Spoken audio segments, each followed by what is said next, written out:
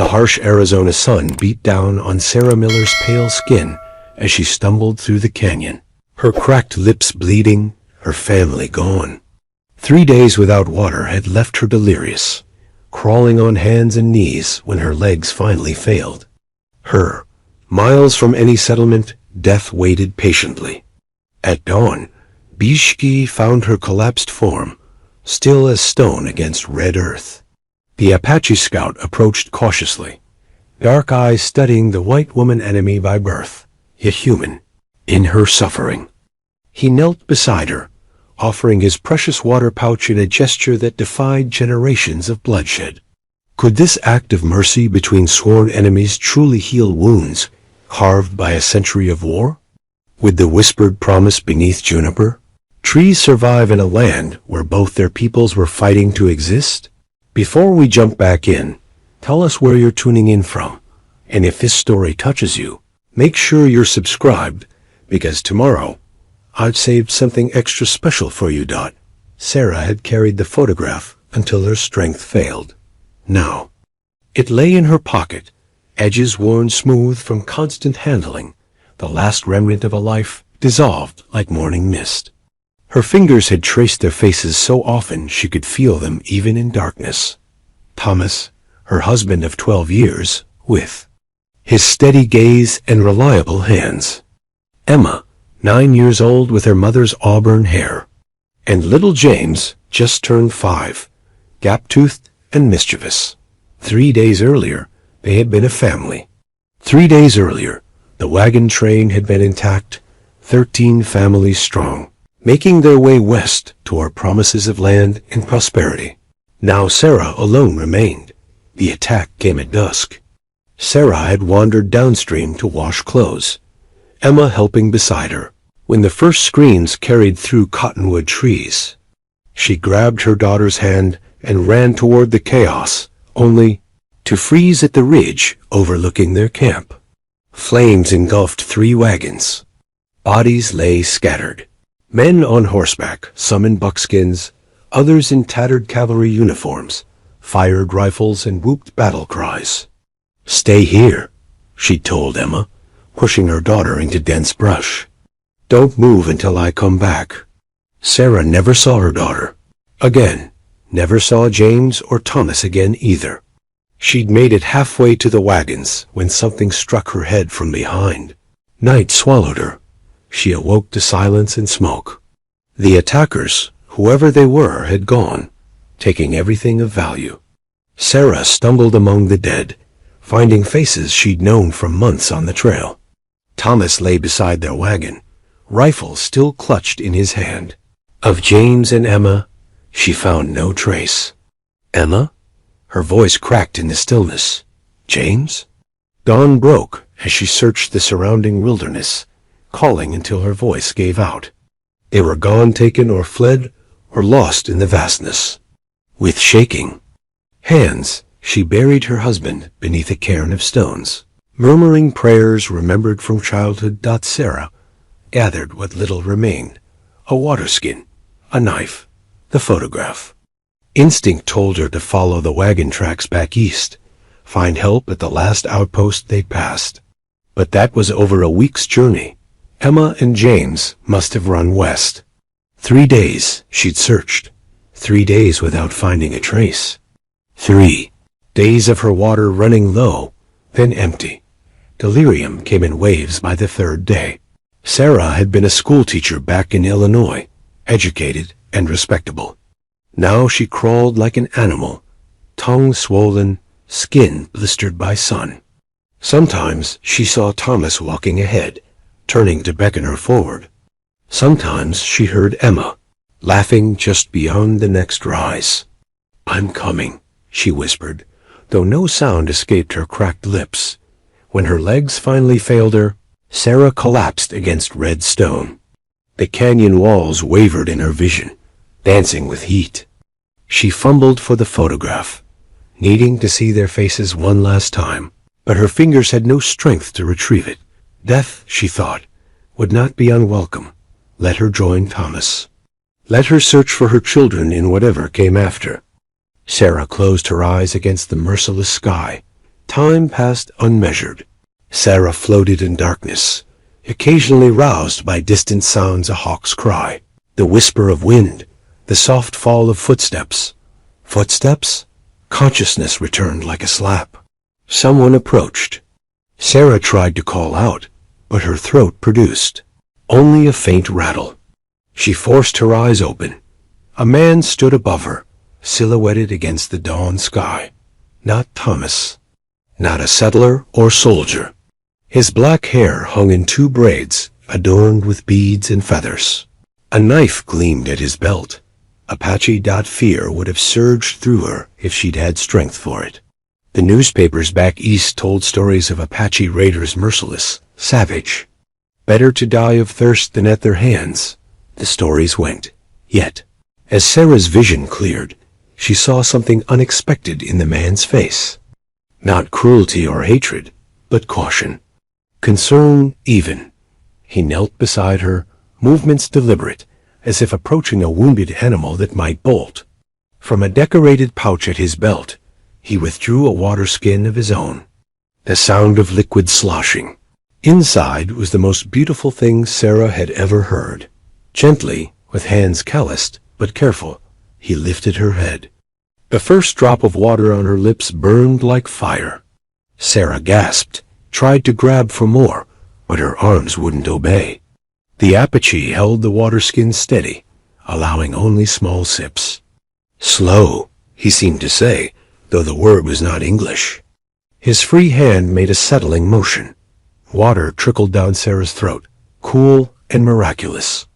With each swallow, awareness returned, and with it, the enormity of her situation. She was alone in Apache territory, completely at this man's mercy. When he pulled the water skin away, Sarah managed to whisper, "Please ... double quotes." The Apache studied her face.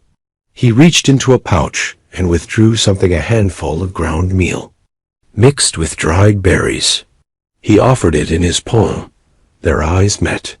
His were dark as obsidian, revealing nothing of his thoughts.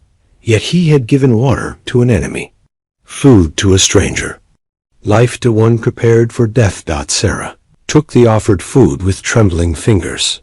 The sun climbed higher as they remained there, predator and prey transformed into something unnamed by this simple exchange. Sarah ate slowly, feeling strength whisper back into her limbs. The Apache watched, patient as the desert itself. When she finished, he pointed to himself. Bishk. Sarah understood. His name. She placed a hand on her chest. Sarah. The eagle feather had been his father's gift, bestowed the day Bishk first demonstrated his tracking skills at 12 summers old. "You see with clear eyes," his father had said, "as the eagle sees."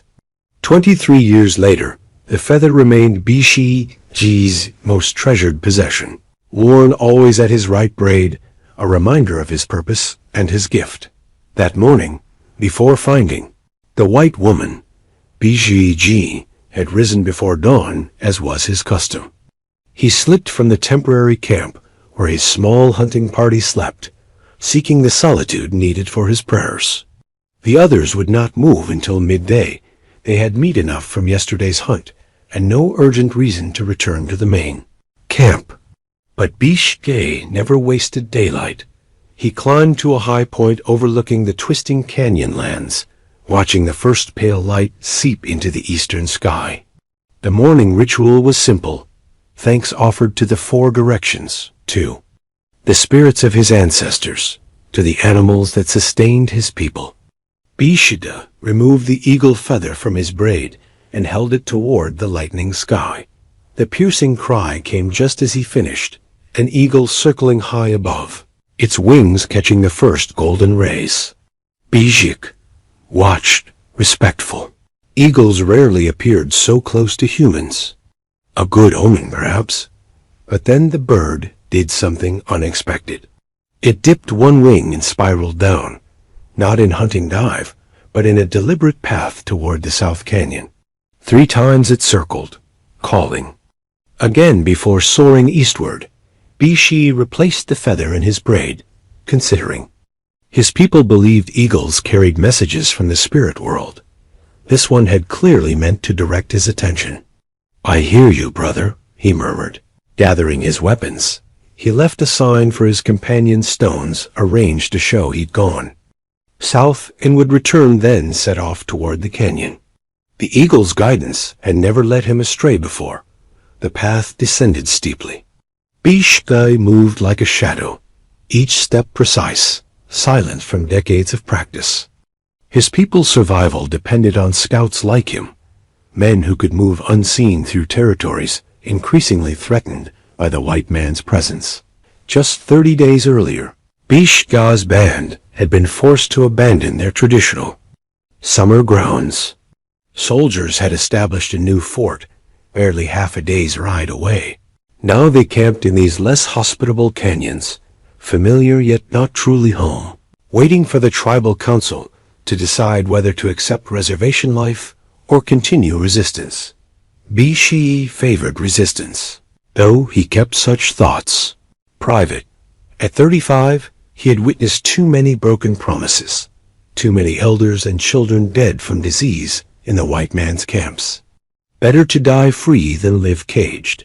Yet he was not a war leader like his cousin Nalsoy, who advocated raids on settlements. Bishbu was to watch, to listen, to know the land and its signs. He fought only when necessary, preferring stealth over confrontation. The canyon narrowed as he descended. Bishji paused at fresh tracks deer had passed, recently moving toward water. He noted their direction, but continued his own path, pulled forward by an unexplained urgency. The sun had just cleared the eastern ridge when he saw her. At first, Bishka thought she was dead. The woman lay crumpled against red stone, as still as the earth itself. Her dress, once blue, now dirt-stained and torn, marked her immediately as white. Her skin, where not burned by sun, was pale as moonlight. Bishka crouched behind a boulder, scanning for others. White women never traveled alone. Soldiers or settlers must be nearby. But as moments passed and no one appeared, he studied her more carefully. No fresh tracks surrounded her save her own, which staggered from the west, increasingly erratic. Her water skin lay empty beside her outstretched hand. No pack, no supplies. A lone survivor of some catastrophe, perhaps. Prudence dictated he leave immediately. White settlers brought nothing but trouble. If she lived, she would bring others of her kind. If she died, her people would seek vengeance. Yet the eagle had led him here. Bishi touched the feather in his braid, remembering his father's words from long ago. When the spirits place something in your path, there is always purpose. He approached cautiously, knife loose in its sheath. As he drew closer, he saw her chest rise and fall in shallow breaths. Alive, but barely her face, despite the grime and sunburn, was young, perhaps 30 summers. Not much younger than himself. Her red-brown hair had come loose from its pins, tangling around her shoulders like autumn grass. One hand clutched at nothing, as if reaching for something or someone no longer there. Bishi had seen death approach often enough to recognize its shadow. Without water, she would not last another day. A memory surfaced. Bishi, at 10 years old, falling from a cliff while hunting with his father. His legs shattered, unable to move. A white trapper finding him, carrying him miles to his father's camp despite ancient enmities. Today, you live because an enemy showed mercy, his father had said. Remember this. Bishkai uncapped his water skin, the one filled from the sacred spring. Water meant to sustain him until he returned to camp. Water precious beyond measure in this dry season. He knelt beside the woman, lifted her head gently from the stone. Drink, he said in his own language, knowing she wouldn't understand the word, but hoping she would grasp his meaning. Her eyes fluttered open, blue as the high desert sky. Fear flickered across her face, quickly replaced by desperate need as she saw the water skin. She helped her drink, careful to ration the precious liquid. One life-giving swallow at a time. The medicine pouch hung at Bij's hip, small but essential, containing herbs and sacred items gathered through years of learning from tribal healers. Though not a medicine man himself, every Apache knew basic healing survival demanded it. Now, as the white woman's fever rose with the afternoon heat, Bish untied the pouch with practiced fingers. Sarah drifted between awareness and delirium. After those first precious sips of water and mouthfuls of food, she had fallen into exhausted sleep. Bishiji had carried her to a shallow cave nearby, safe from the punishing sun. He'd built a small fire, more for medicine-making than warmth in the desert heat. When she woke hours later, her skin burned with fever, the body's rebellion after such hardship. Her eyes opened, unfocused, and bright with sickness. "Emma?" She called, reaching for someone who wasn't there. She placed a damp cloth on her forehead. "Rest," he said in Apache, then tried the English word he remembered from long ago. "Sleep." Fear flashed across her face. She tried to sit up, fell back weakly. "Who are you? Where am I?" Her voice rasped from her damaged throat. Bishi recognized the panic of a cornered animal. He moved back slightly, showing empty hands, speaking softly in his language. The words didn't matter, only the tone of reassurance. Slowly, recognition dawned in her eyes. "You?" "Water," she managed, touching her lips. Bishk nodded, offered the water skin again. She drank more steadily now, watching him over the rim with wary gratitude. From his medicine pouch, he removed crushed willow bark, good for fever and pain, and mixed it with water in a small wooden cup. He offered it to her, mimicking drinking. Sarah hesitated, then took the cup. The bitter taste made her grimace, but she swallowed it all, understanding medicine when she saw it. "Thank you," she said when finished. Bishiki understood that phrase from traders who had come to his people. He acknowledged with a nod. Outside their shelter, the sun began its descent toward the western cliffs. Soon his hunting companions would wonder at his absence. They would follow his trail if he did not return by morning, and finding him with a white woman would raise difficult questions. Yet he could not leave her. The fever needed watching, and she remained too weak to travel. More importantly, the eagle had led him here. There was purpose in this meeting, though he did not yet understand it. Sarah watched him through half-closed eyes. Despite her fear and weakness, she studied him with intelligence. She pointed to herself again. "Sarah Miller." "Sarah," Bishgi repeated, then touched his chest. "Bishgi." She tried to form the unfamiliar sounds. "Beishi?" "Bishigi," he corrected gently, and added in broken English remembered from childhood. "Mean ... he who carries." Surprise widened her eyes. "You speak English?" Bishgai shook his head, touching his ear and then making a small gesture. With his hand, a little, very little. He had learned some as a child from a captured Mexican who lived among them for 2 seasons before escaping. That, combined with words picked up from traders and soldiers over the years, gave him a scattered vocabulary at best. Sarah nodded understanding. She touched the medicine cup, then his pouch. "Medicine? Healer?" "Yes, some."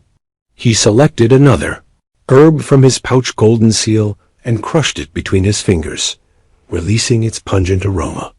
This he mixed with bear fat from a small container, creating a salve for her sunburned skin. When he motioned toward her face and arms, she tensed. "Help," he said, one of the English words he knew well. Good medicine. Trust warred with cultural taboo on her face. White women did not allow strange men to touch them. Bish knew this from observations of settlements. Yet circumstances had stripped away such luxuries. Sarah extended her arm cautiously, Biche applied the salve with efficient gentleness, treating her injuries without lingering. Her skin, despite its sunburn, felt different from Apache women, softer, somehow less weathered by desert life. When he finished her arms and face, he handed her the remainder of the salve and turned away, allowing her privacy to treat any other burns. The simple medical ritual established a fragile trust between them. When he turned back, Sarah had relaxed. Slightly against the cave wall, the willow bark tea was taking effect, easing her pain. "My family," she said suddenly, touching her chest where something seemed hidden in her torn dress pocket. "My husband, children, gone." Though Biche didn't understand all the words, her grief needed no translation. He had seen that same hollow look in too many Apache eyes in recent years, the look of one who had lost everything. "Looking," she continued, making walking motions with her fingers. 3 days, no water." Biche nodded understanding. "Sleep now," he said, pointing to the deepening shadows outside. "Tomorrow, He made walking motions himself, then pointed west toward his people's camp. Alarm crossed her face. "Where? Where taking me?" "Safe place," he said, though he wasn't entirely sure of that himself. His people might not welcome a white woman, especially now with tensions high. Yet he could not leave her in the desert, and white settlements were too far for her condition. Sarah seemed to read his uncertainty. She gripped his wrist suddenly, her fingers weak but urgent. "Please, don't leave me." The simple plea needed no translation. Biche placed his hand over hers briefly, a wordless promise. Then he moved to the cave entrance, settling cross-legged to keep watch through the night. Behind him, Sarah's breathing gradually deepened into sleep, her fever flush fading under the medicine's influence. Outside, night creatures began their songs. Somewhere distant, a coyote called the trickster spirit, his people believed, who changed the world's path with unexpected meetings. The cavalry button gleamed dully in the morning light, its brass surface scratched, but still bearing the eagle insignia. Biche rolled it between his fingers, his expression unreadable as he studied the small object found along their path. Without comment, he slipped it into his pouch, but Sarah had seen the momentary tightening of his jaw. The button's message was clear. Soldiers were near. They had set out at dawn. Sarah, unsteady but determined on the pinto horse Biche had retrieved from his hunting camp. He walked beside the animal, leading it along paths invisible to Sarah's eyes, roots that wound through narrow canyons and dry washes. Every hour, he helped her dismount, made her drink and rest in whatever shade they could find. Though still weak, Sarah felt strength returning with each mile. "Where are we going?" she had asked repeatedly, receiving only gesture answers indicating somewhere west and north. She understood his caution. He likely spoke even less English than she'd initially thought. That he who carries translation, perhaps being most of his vocabulary. Or perhaps he simply didn't trust her enough yet for real answers. Sarah couldn't blame him. She was the enemy in his land. They traveled in silence for hours, Biche alert to every sound, every movement. Shortly after finding the button, he grew even more cautious, frequently stopping to study the ground or distant ridgelines. When a faint dust cloud appeared far to the south, he immediately led them into a maze of sandstone formations, the horse's hooves muffled in deep sand. "Soldiers?" Sarah asked, pointing toward the dust. Biche nodded once. "Bad for you, bad for me." The simple statement contained volumes. If the cavalry found them, Sarah might be rescued, but Biche would likely be shot without questions, just another hostile Indian, regardless of his actions. The soldiers wouldn't believe or care that he had saved her life. "Hide," he said, guiding the horse deeper into the stone labyrinth. They found shelter in a narrow slot canyon. Walls rising 50 feet on either side, the space barely wide enough for the horse to pass. Bish helped Sarah dismount, then led the pinto to a small spring seeping from the canyon wall. While the horse drank, he reached into his pack and produced dried meat and a handful of piñon nuts. They ate in silence, the quiet broken only by the occasional call of ravens overhead. Sarah studied her unlikely companion as he kept watch at the canyon entrance. His movements were efficient, his awareness constant. Even in rest, he remained coiled energy. Yet his hands had been gentle when treating her wounds, his eyes concerned when checking her fever. "Why did you help me?" she asked finally, though she didn't expect him to understand. Bishi turned, studying her face. After a long moment, he pointed upward. "Eagle, show me." He made a swooping motion with his hand, then touched the feather in his braid. "Eagle medicine strong." Sarah nodded, accepting the explanation that crossed language and culture. Divine guidance, fate, providence, different words for the same. Belief that some higher power arranged their meeting. "Thank you," she said simply. "You saved my life." Though he might not understand every word, gratitude needed no translation. Bishga acknowledged with a slight nod, then returned to his watch. The distant sound of hoofbeats made them both freeze. Bishga motioned for silence, then crept forward to peer around the canyon entrance. Sarah's heart hammered. In her chest. Soldiers would mean safety, return to her own kind, perhaps even help searching for Emma and James. Yet the thought filled her with unexpected conflict. This Apache had saved her when her own people were nowhere to be found. To be rescued now felt strangely like betrayal. The hoofbeats grew louder. Bishka slipped back to Sarah's side, his expression tense. He touched her arm, then pointed to a crevice in the canyon wall, barely visible behind a stunted juniper. "Hide," he whispered. "I lead away." He intended to draw them off, Sarah realized, to risk himself while she remained safely hidden. Before she could protest, voices drifted clearly from beyond the canyon, English voices, calling to each other as they searched. "Tracks lead this way, Lieutenant. Fan out, they can't be far. Reward for the man who finds the woman alive." Sarah's breath caught. They were looking specifically for her. News of the wagon train massacre must have reached a settlement, search parties dispatched. For a brief, wild moment, hope flared. Perhaps they had found Emma and James as well. Bishi read the change in her expression. "Your people?" he said softly. "You go. Better." But even as he spoke, his hand drifted to his knife, a man preparing for a final stand. He didn't expect mercy from the soldiers, Sarah realized. He expected death. The cavalry patrol was close enough now that Sarah could hear the creak of saddle leather, the snorting of horses. One shout from her, and she would be rescued, returned to civilization. One shout, and Bishge would likely die. The moment stretched between them. A bridge between worlds. Sarah placed her hand over Bishga's, gently pushing the knife back into its sheath. Then she crawled into the crevice he had indicated, pulling him in beside her. The space was tight, forcing them close together, his surprise evident in his widened eyes. "Both hide," she whispered. "Both safe." Confusion, then understanding crossed his face. He nodded once, solemn as a vow. They remained motionless as the patrol passed nearby, voices and hoofbeats eventually fading northward.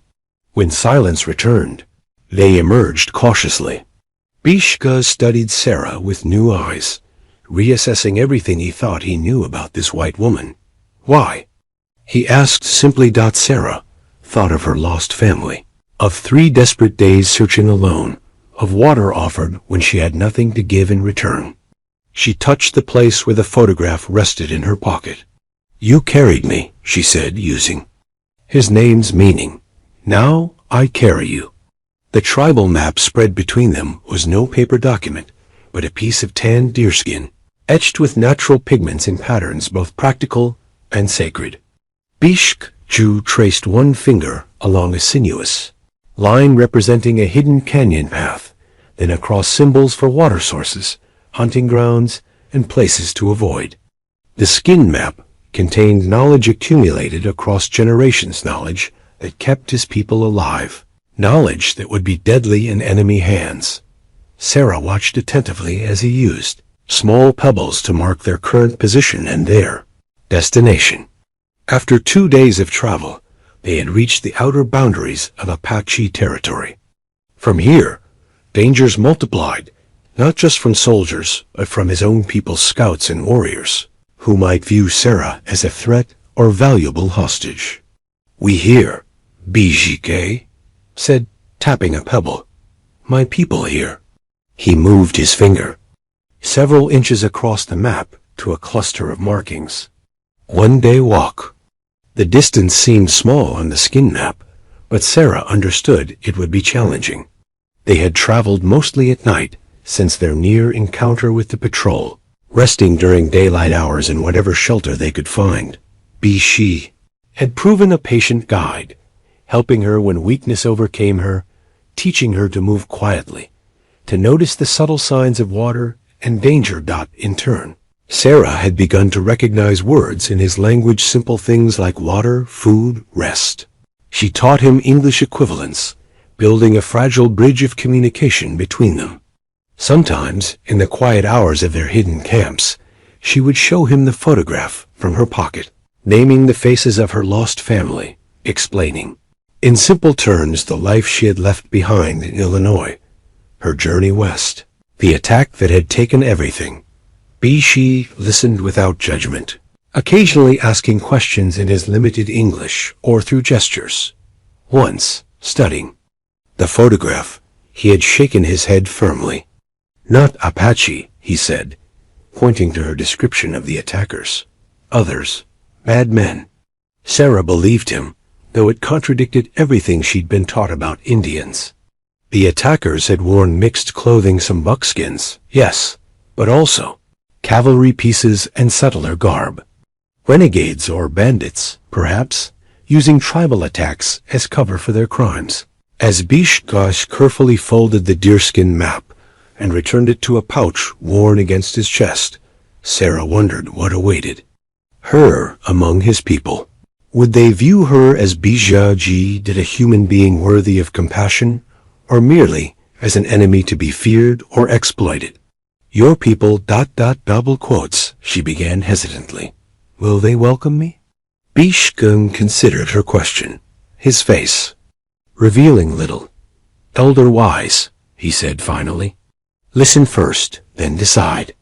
Not exactly reassuring, but honest. Sarah appreciated that he didn't offer false promises. They continued at dusk, Bishigul leading the pinto horse with Sarah alternating between riding and walking as her strength allowed. The landscape changed gradually, juniper and pinyon, pine appearing more frequently, dry stream beds showing signs of recent water. They were approaching more hospitable territory. Near midnight, Bishiji froze suddenly, raising one hand in warning. Sarah had learned to trust these moments of absolute stillness. She remained motionless on the horse, barely breathing. A bird call sounded from the darkness, natural to untrained ears, but too deliberate, too precisely timed. Bishu responded with a similar call, then waited. 2 figures materialized from the shadows like spirits given form. Young men, perhaps 20 years old, armed with bows and knives. Their eyes widened at the sight of Sarah, hands immediately moving to weapons. Rapid conversation in Apache followed, too fast for Sarah to catch any familiar words. Bishka posture remained calm but authoritative as he explained, occasionally gesturing toward her. The younger men's expressions shifted from surprise to suspicion to reluctant acceptance. One of them, taller with a scar across his cheek, addressed Sarah directly in halting English. "Why you here, white woman?" Before she could answer, Bishke spoke sharply, clearly disapproving of the direct question. The young man looked away, chastened but still wary. These are Tatabaha and Nadan, Bishki told her. Scouts for my people. Sarah nodded acknowledgement to the young men, careful to keep her movements non-threatening. I am Sarah, she said simply. The scouts exchanged glances, then turned back to Bish. Another flurry of conversation followed, occasionally punctuated by gestures toward the north and east directions of potential threats. Finally, Bishka turned to Sarah. They say soldiers many, searching everywhere. Not safe for my people, not safe for you. They think I will bring soldiers to them, Sarah guessed. Bishk nodded. They fear this. I won't, she said firmly, looking directly at the scouts. I owe him my life. I would not betray that. Whether they understood her words or merely her tone, the scouts seemed somewhat mollified. After further discussion with Bishij, they melted back into the darkness going ahead, Sarah presumed, to warn the camp of their approach. We go, Bishka said, taking the horse's lead again. Elder waiting. They traveled through the remainder of the night, Sarah increasingly aware of unseen eyes watching their progress. Several times, she glimpsed shadowy figures, pacing them from ridgelines or behind rocks, more scouts, ensuring they didn't deviate from the approved path. Just before dawn, they crested a low rise. Below stretched a hidden valley, invisible from any major trail. In the gray pre-dawn light, Sarah could make out perhaps 30 Wikiup's dome-shaped dwellings of brush and hide arranged in a rough circle. Small cookfires glowed like earthbound stars. Horses grazed in a natural corral, formed by a bend in the small stream that bisected the valley. Your home, she said softly. Bishi nodded. My people? As they descended toward the camp, figures emerged from the Wikiups. Women gathered children behind them. Men stepped forward, some with weapons held loosely but visibly. At the center, waiting with perfect stillness, stood an elderly man leaning on a carved staff. His face, deeply lined by sun and years, revealed nothing of his thoughts as the strange pair approached.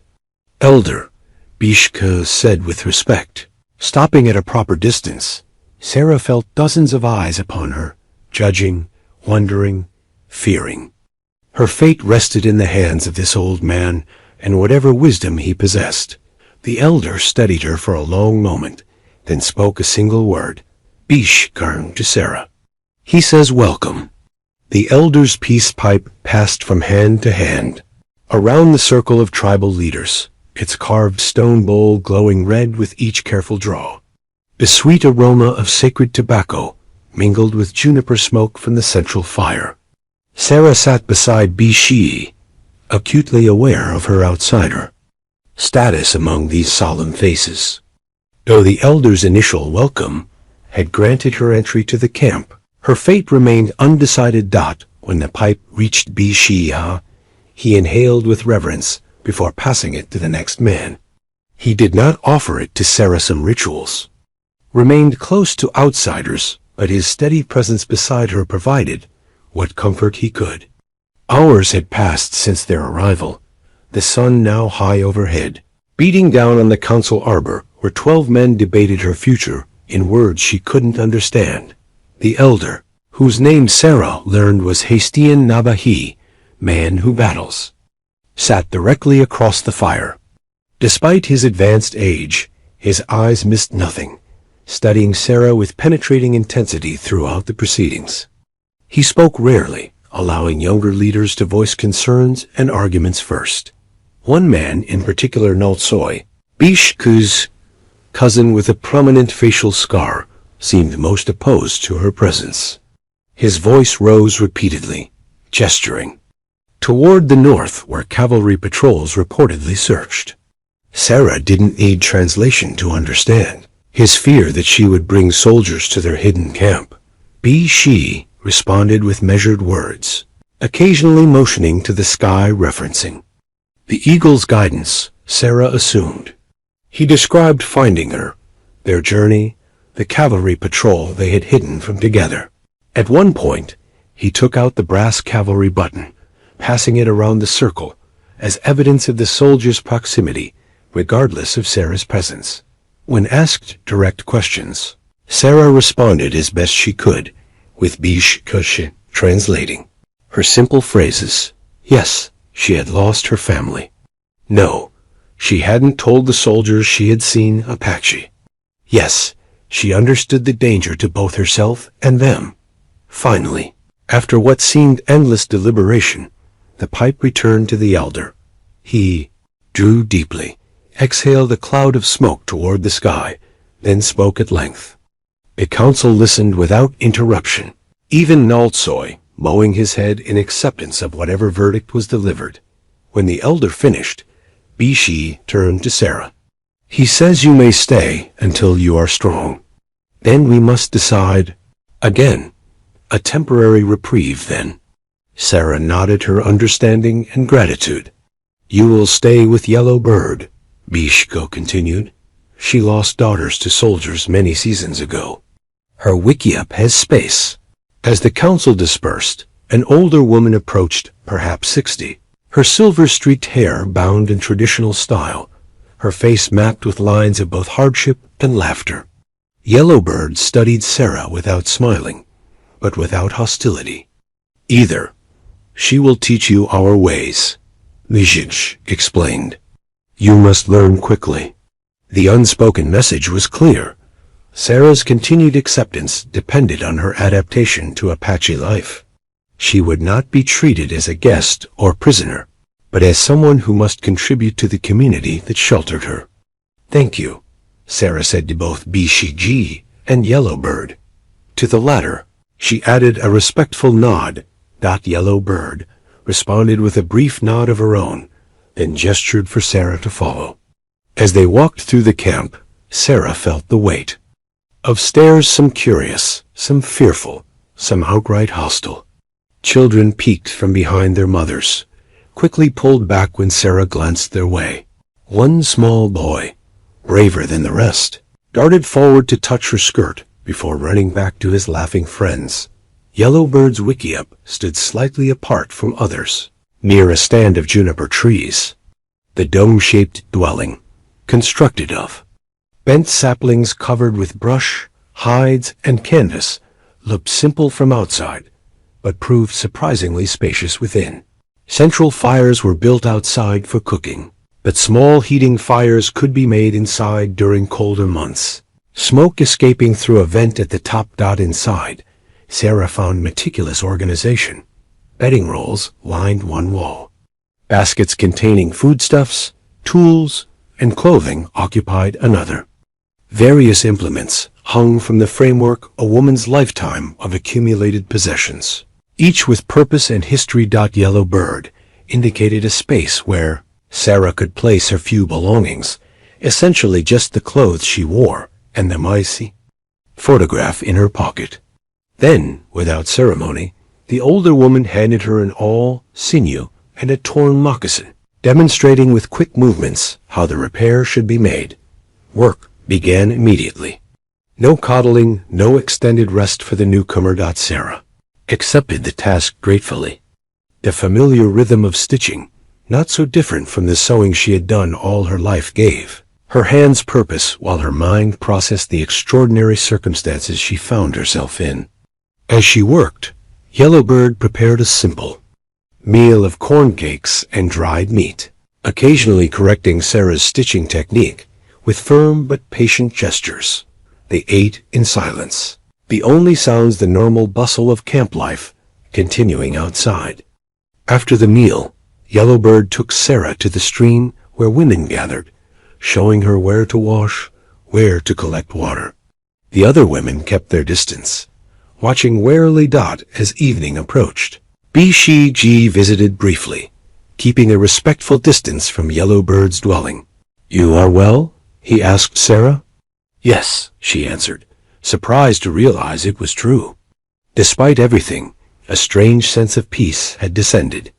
Here was structure, purpose, simple tasks that anchored her to the present rather than the unbearable past or uncertain future.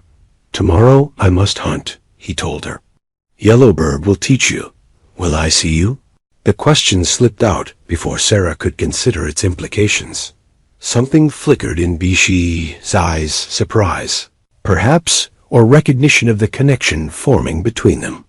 Yes, he said simply. I will return. As darkness fell, Sarah settled onto her bedding roll in the corner of Yellowbird's wickiup. Outside, drum beats began, not frenzied as portrayed in dime novels, but steady and meditative. Women's voices joined in songs whose words Sarah couldn't understand, but whose emotion transcended language. Yellowbird, sitting in the wickiup entrance to catch the evening breeze, began to hum along, her weathered hands continuing to work a piece of leather by feel in the growing darkness. Sarah closed her eyes, exhaustion claiming her, despite the strangeness of her surroundings.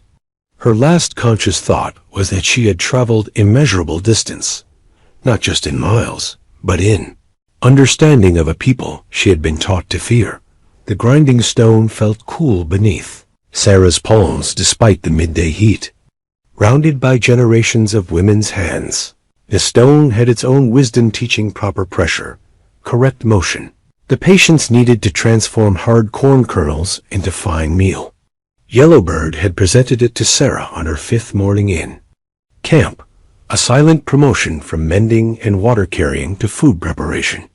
Gah, Yellowbird said, pointing to the corn spread on the grinding surface. Gah, Sarah repeated carefully, committing the word to memory alongside the dozen others she had learned. Tabble for water, Shiel for plants, Ba for deer. Each day brought new words, new concepts. 2 weeks had passed since the council's decision to allow her temporary sanctuary. In that time, Sarah had established a routine under Yellowbird's stern but fair guidance. They rose before dawn, collected water, tended cooking fires. Midday brought food preparation for the evening meal. Afternoons were spent on crafts, moccasin making, basket weaving, hide tanning. Sarah's hands, once soft from teaching schoolchildren, now bore calluses earned through Apache women's work. More down, less across, Yellowbird corrected in her limited English, adjusting Sarah's grinding motion. The older woman spoke more English than she had initially revealed, though she used it sparingly, preferring to teach Sarah her own language. As Sarah worked, children played nearby, no longer hiding from the white woman in their midst. Some even approached to watch her work, giggling when she mispronounced Apache words. One little girl about 4 years old, named Nijoni, had appointed herself Sarah's special helper, solemnly carrying small water gourds or collecting kindling with exaggerated importance. Nijoni means beautiful, Bijou had explained during one of his visits. Those visits had become a bright point. In Sarah's days, though often away hunting or scouting, Bishi made time each evening to check on her progress, sometimes bringing small gifts, a particularly straight arrow shaft for her to practice fletching, or juniper berries she had mentioned enjoying. Their conversations remained simple, but increasingly meaningful as Sarah's vocabulary expanded, and Bishka's English improved through practice. Yellowbird watched these interactions with knowing eyes, but made no comment. Apache customs around courtship remained mysterious to Sarah, and she hesitated to define whatever was growing between herself and Bishi. Friendship certainly, mutual respect. Beyond that. She pushed such thoughts aside. Her position remained precarious, her future uncertain. Done, Sarah said, displaying the finely ground cornmeal. Yellowbird inspected it critically, then nodded. Approval. Good for tonight. Now we make medicine for Dibe. Dibe, an 8-year-old boy suffering from fever for 3 days. His mother, Nailu, had consulted the medicine man, but also sought Yellowbird's knowledge of healing plants. The older woman had considerable skill with herbal remedies, a talent she had begun sharing with Sarah. They gathered their materials, dried willow bark, juniper berries, a root yellow bird called Red Strength, and walked to Nelu. Wiki up. Inside, the boy lay on a bedroll, his face flushed with fever. His mother looked up with exhausted eyes, nodding gratefully at their arrival. Yellow Bird set to work, directing Sarah to grind the herbs while she heated water. Together, they prepared a bitter tea, which Yellow Bird coaxed between the boy's lips while murmuring gentle encouragement. Sarah dampened cloth in cool water for his forehead, a treatment familiar from her own upbringing. As they worked, Nelu watched Sarah with curious intensity.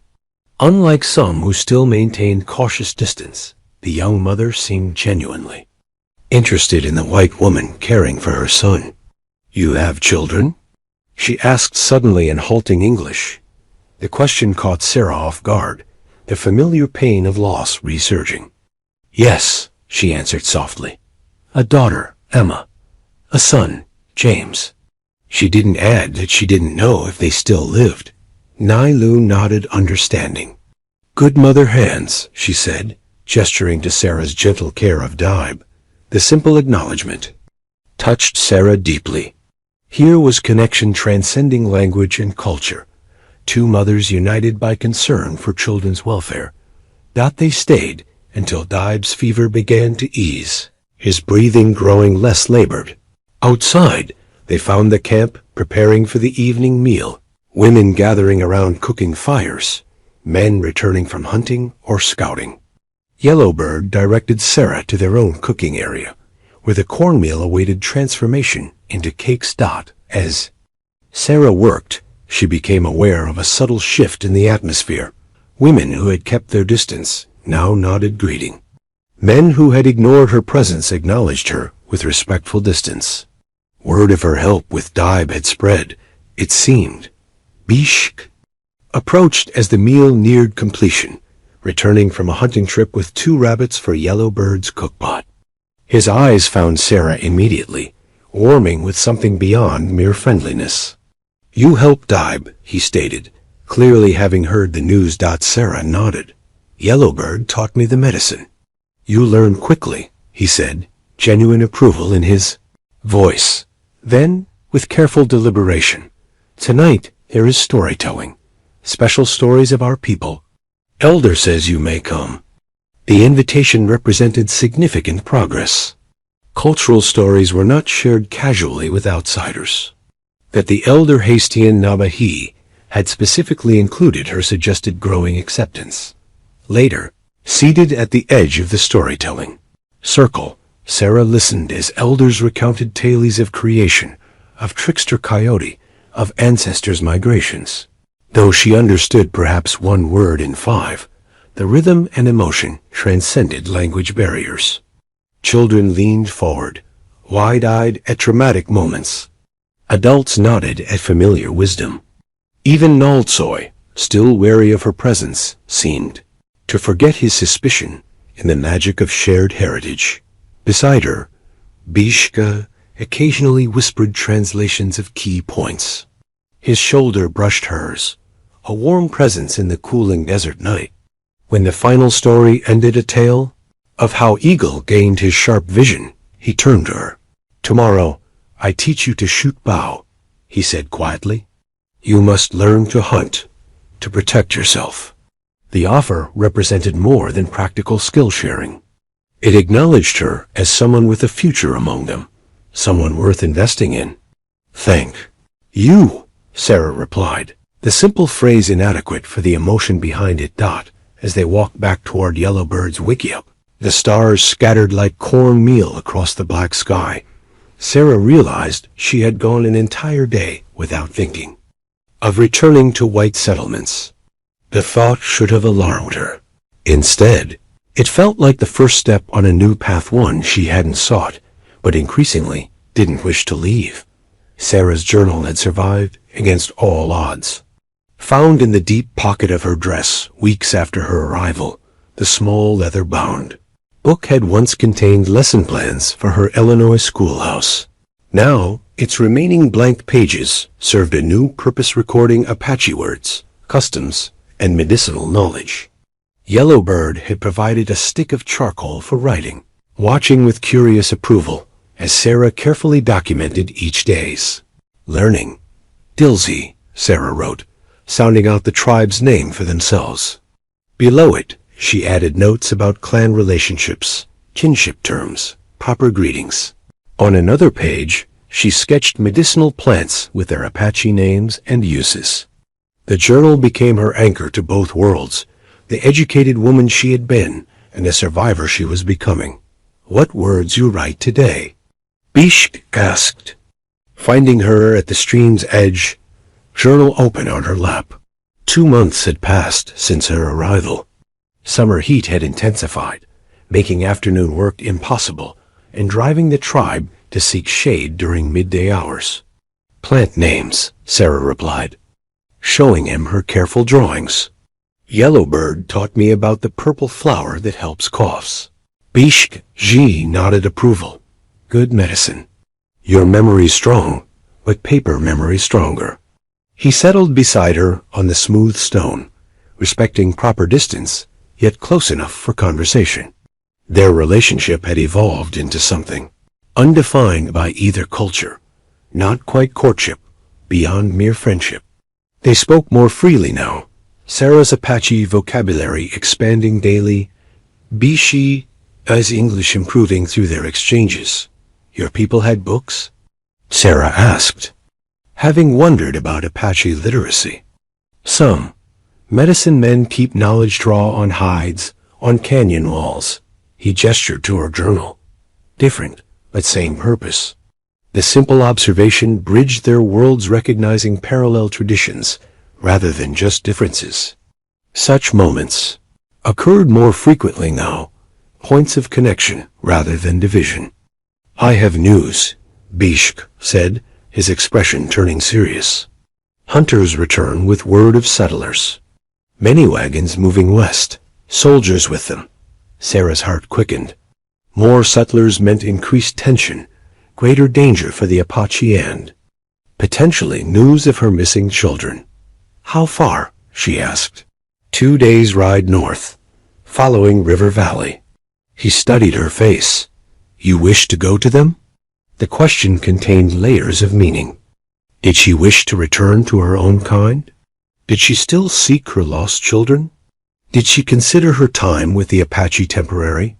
Sarah closed her journal, considering her answer carefully. "I want to know if they found children from the massacre. If Emma and James might be with them." Bishi Ji nodded understanding. "I will send scouts to listen, to watch. If children there, we will know." "Thank you," Sarah said, touched by his willingness to help despite the risk. But Sarah ... He rarely used her name, making it significant when he did. Soldiers not make difference between Apache who attack wagons and Apache who live peaceful. If you go to them, they ask questions.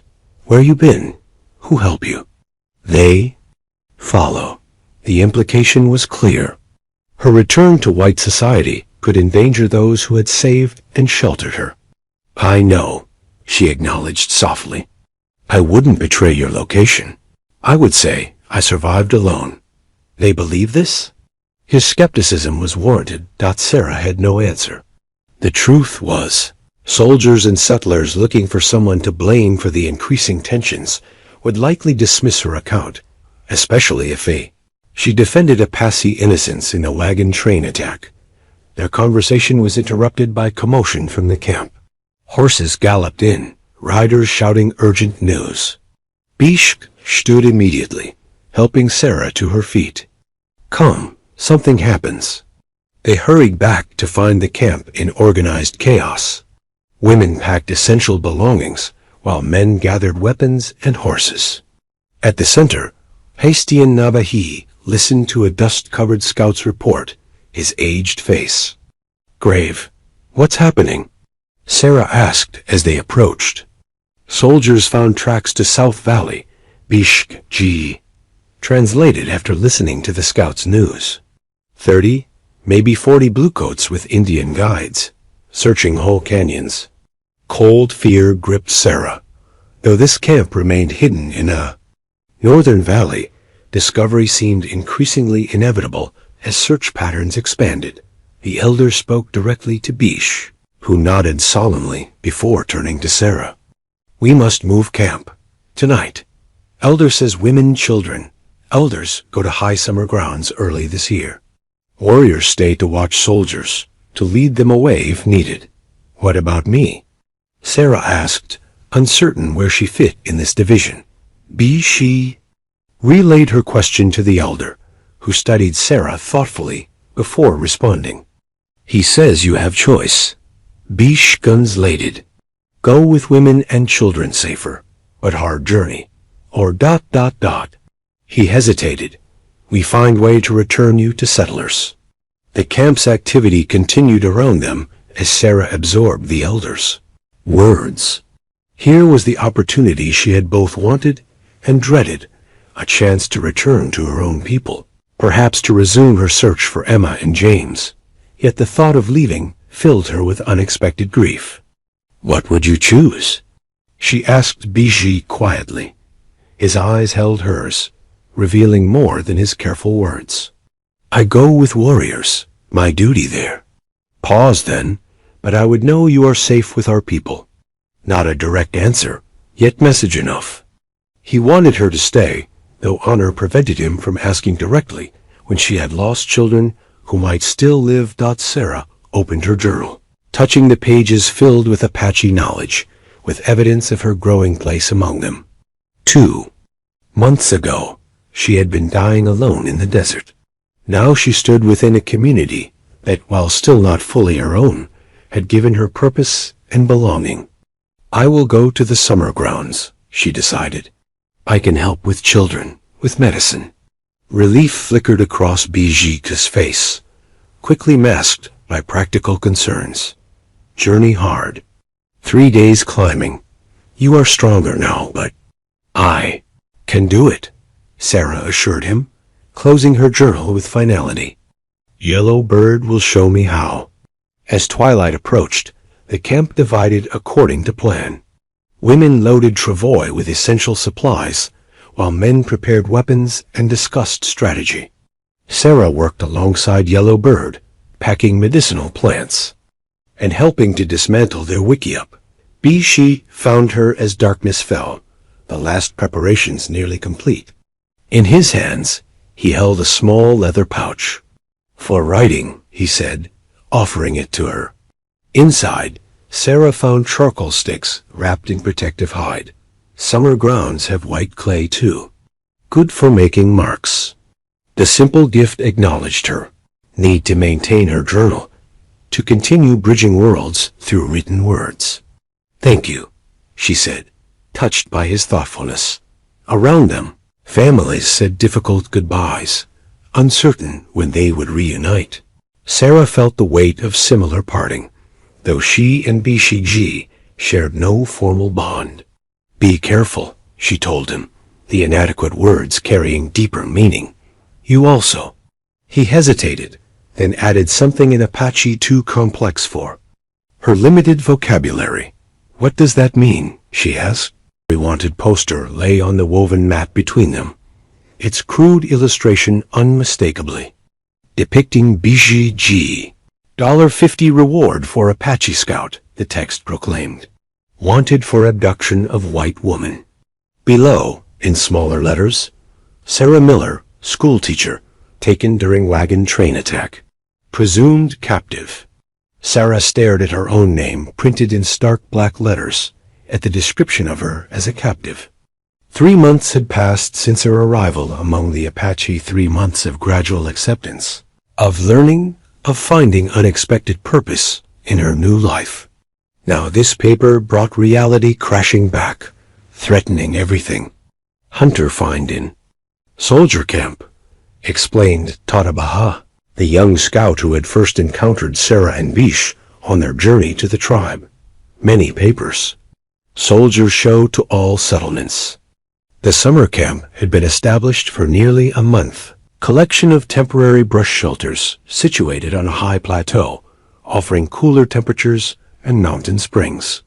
Women maintained small gardens of quick-growing plants, while children gathered pine nuts and berries. Life had settled into peaceful routine, the threat of soldiers seemingly distant. Until now, Yellow Bird, seated beside Sarah, studied the poster with narrowed eyes before speaking in rapid Apache to Hestian Nabahi. The elder had chosen to come with the women and children rather than remain with the warriors, his wisdom deemed more valuable than his fighting skills at his advanced age. He listened to Yellow Bird, then turned to Sarah, speaking through Tatabaha, who had become the camp's primary translator in Bisha's absence. Elder asks what you wish to do, Tatabaha conveyed. Some say you should return to your people. Stop soldiers from hunting Bisk Jiai. Sarah felt the weight of many eyes upon her, women and children, gathered around to hear the discussion, their expressions ranging from fear to resignation to cautious trust. The poster says I was abducted, she replied carefully. But I wasn't. Biji Chi saved my life. If I return and tell this truth, will soldiers believe me? Or will they still hunt him, hunt all of you? Tatabaha translated her words. Murmurs spread through the gathered crowd. Truth not matter to bluecoats, an older woman called out, her comment translated by Tatabaha. They want reason to fight, to take land. Others voiced agreement. The tribe's experience with military justice gave them little reason to believe. Sarah's testimony would protect them. Yellow Bird spoke again, her weathered face solemn. Through Tatabaha, her words reached Sarah. You have become K-like family, but your children may still live. Your heart must decide where you belong. The simple statement cut to the core of Sarah's dilemma. Every day with the Apache pushed her lost children further into memory's shadows.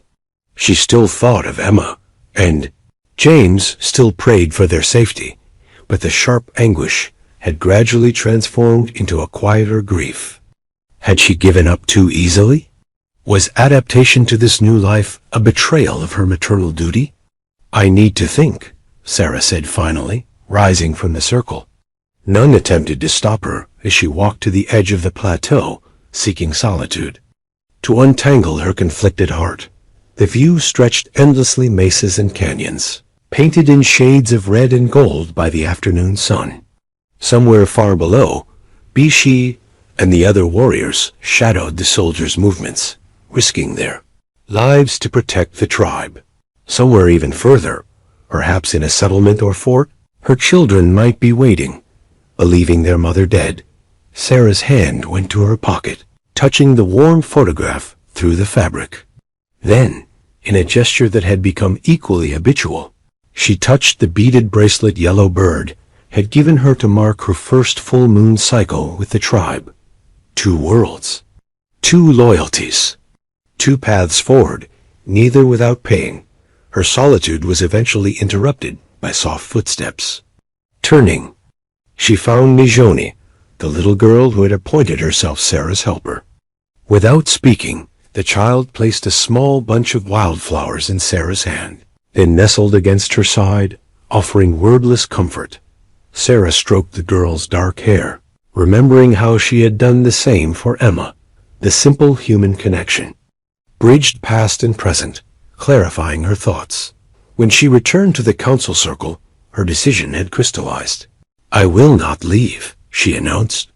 If I return to the settlements, the soldiers will force me to lead them here, or to the main camp. Even if I refuse, they will follow my trail. More lives would be lost, yours mine. Perhaps Bishi's. As Tatabaha translated, she saw relief on many faces, though some remained concerned. But Sarah continued, I should send a message somehow. If my children live, they should know I survive as well. And the truth about Bishi should be told, even if not believed by all. The elder considered this, then spoke at length. Tatabaha translated, Elder says there is a trader half Mexican, half Navajo, who comes sometimes to exchange goods. He can be trusted to carry a letter to the settlement without revealing our location. He will arrive before next full moon. A compromise then. A chance to reach out without endangering her Apache family. There is more news, Tatabaha added, his expression darkening. Bish-P sent message with Hunter. Soldiers burned 3 Apache camps to south. Many women, children taken to fort. Men who resist are killed. A ripple of grief and anger moved through the gathered tribe. These would be extended family members, perhaps from bands less careful about concealment than Bish-P's people. Bish-G also say he coming here soon, Tatabaha continued, this news bringing murmurs of relief. 2, maybe 3 days. Bringing more warriors for protection. Sarah's heart quickened at the news of Bisha's imminent return.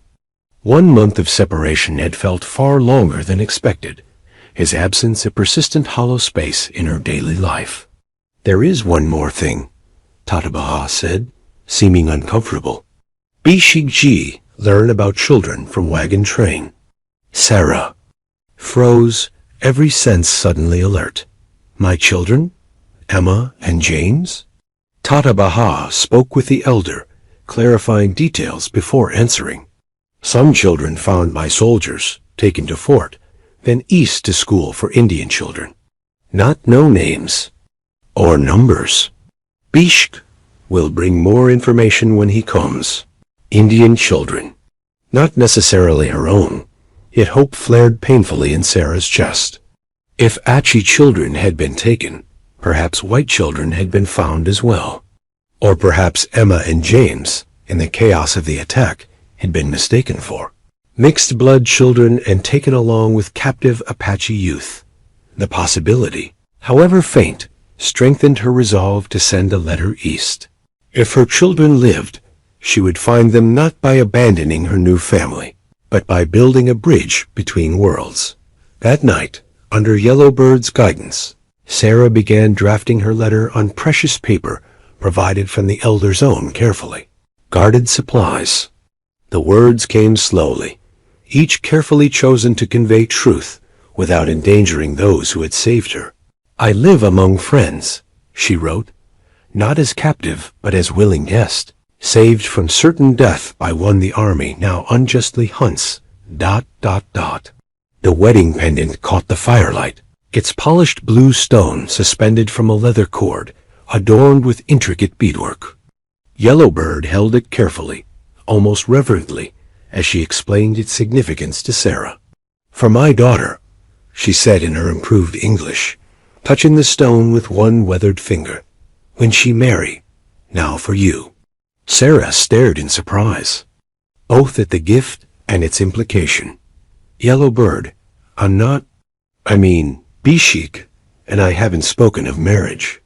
The older woman's eyes crinkled with knowing amusement. Words not always needed. Eyes speak clear enough. 3 months had passed since Sarah's decision to remain with the tribe. Summer's heat had begun to soften toward autumn, bringing cooler nights to the high camp. In that time, Bishi had returned with his warriors, establishing a protective perimeter around the summer grounds while maintaining scouts to track military movements below. His return had shifted something between them. Perhaps it was their month-long separation, or Sarah's choice to stay despite the wanted poster. Perhaps it was her growing competence in Apache ways, speaking the language with increasing fluency, contributing meaningful work to the community, earning respect beyond mere tolerance.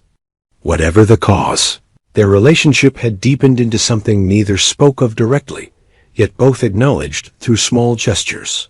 Bishi sought her company during evening meals, bringing choice portions of his hunt to share. He carved a special wooden comb for her hair, decorated with symbols of protection. She wove him a new ammunition pouch, incorporating designs she'd learned from Yellowbird. Small gifts, meaningful exchanges. He has not spoken because our way's different from yours, Yellowbird continued, pressing the pendant into Sarah's palm. Apache man shows interest through actions, through family. His mother would speak for him, but she walks with ancestors. Now, I speak instead. Sarah felt warmth rise to her cheeks. You've discussed this with him? Yellowbird shook her head. No need. I see how he watches when you work, how he listens when you speak, like my husband watched me, many summers ago. Her voice softened with memory. Bishi is good man. Strong hunter, respected scout, but alone too long. Sarah closed her fingers around the pendant, its weight substantial despite its small size. I'm honored by your gift, she said carefully. But my situation is complicated. My husband has been gone less than a year. And my children, ... Past is past, Yellowbird said simply. Dead husband watches from spirit world, wants your happiness. Missing children same, they want mother's heart to heal. She tapped her chest. Empty places inside can fill again. Different, but good. Tears pricked Sarah's eyes at the straightforward wisdom.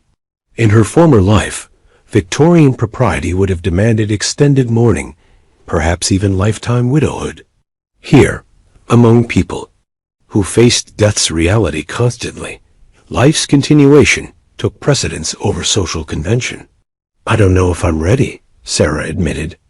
Not saying wear pendant tomorrow, Yellowbird replied with practical patience. Saying keep safe, think with open heart. She rose, knees creaking slightly, and patted Sarah's shoulder. Now help with evening meal. Special ceremony tonight, women's blessing ritual. You included. The women's ceremony marked Sarah's first formal inclusion in Apache spiritual practice. Previously, she had observed from a respectful distance, learning but not participating. Tonight's invitation represented another threshold crossed, another level of acceptance gained. As dusk approached, women gathered near a secluded spring, bringing offerings of cornmeal and special herbs. Girls who had not yet reached womanhood remained in camp with the youngest children.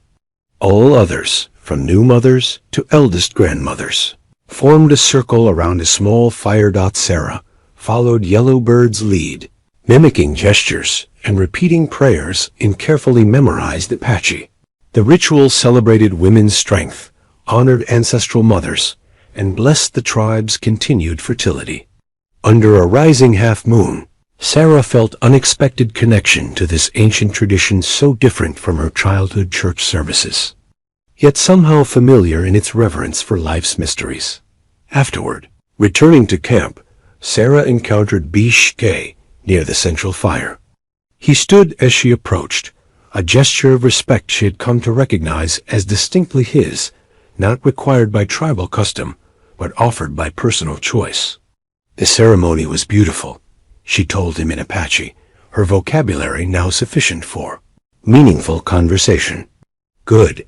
Our ways become your ways, he replied, satisfaction warming his voice. He gestured toward the fire. Will you sit? I bring news from valleys. They settled beside the flames, far enough apart for propriety, yet close enough for private conversation. The blue stone pendant rested hidden in Sarah's pocket, its presence a secret weight. Soldiers move camps eastward, Bish reported. Following false trails we leave. Good for us, more hunting grounds safe now. And the wanted poster? Sarah asked. Do they still search for you ... for me? Some, but new troubles take their attention. Miners find silver in western mountains. Many white men go there now. He added with subtle humor. Sometimes enemies distract each other. We watch from distance. His strategic thinking impressed her, as always. Bish understood the larger patterns, the shifting political landscape that affected his people's survival. I sent my letter with the trader, Sarah told him. Asked about children from the wagon train, told them I'm safe, not captive. Will it help, do you think? Bish considered before answering. Truth has power, even when not believed by all. Some will hear, maybe those who hold children. I hope so. Sarah gazed into the fire, memories of Emma and James surfacing as they often did in quiet moments. I still dream of finding them. Dreams have power too.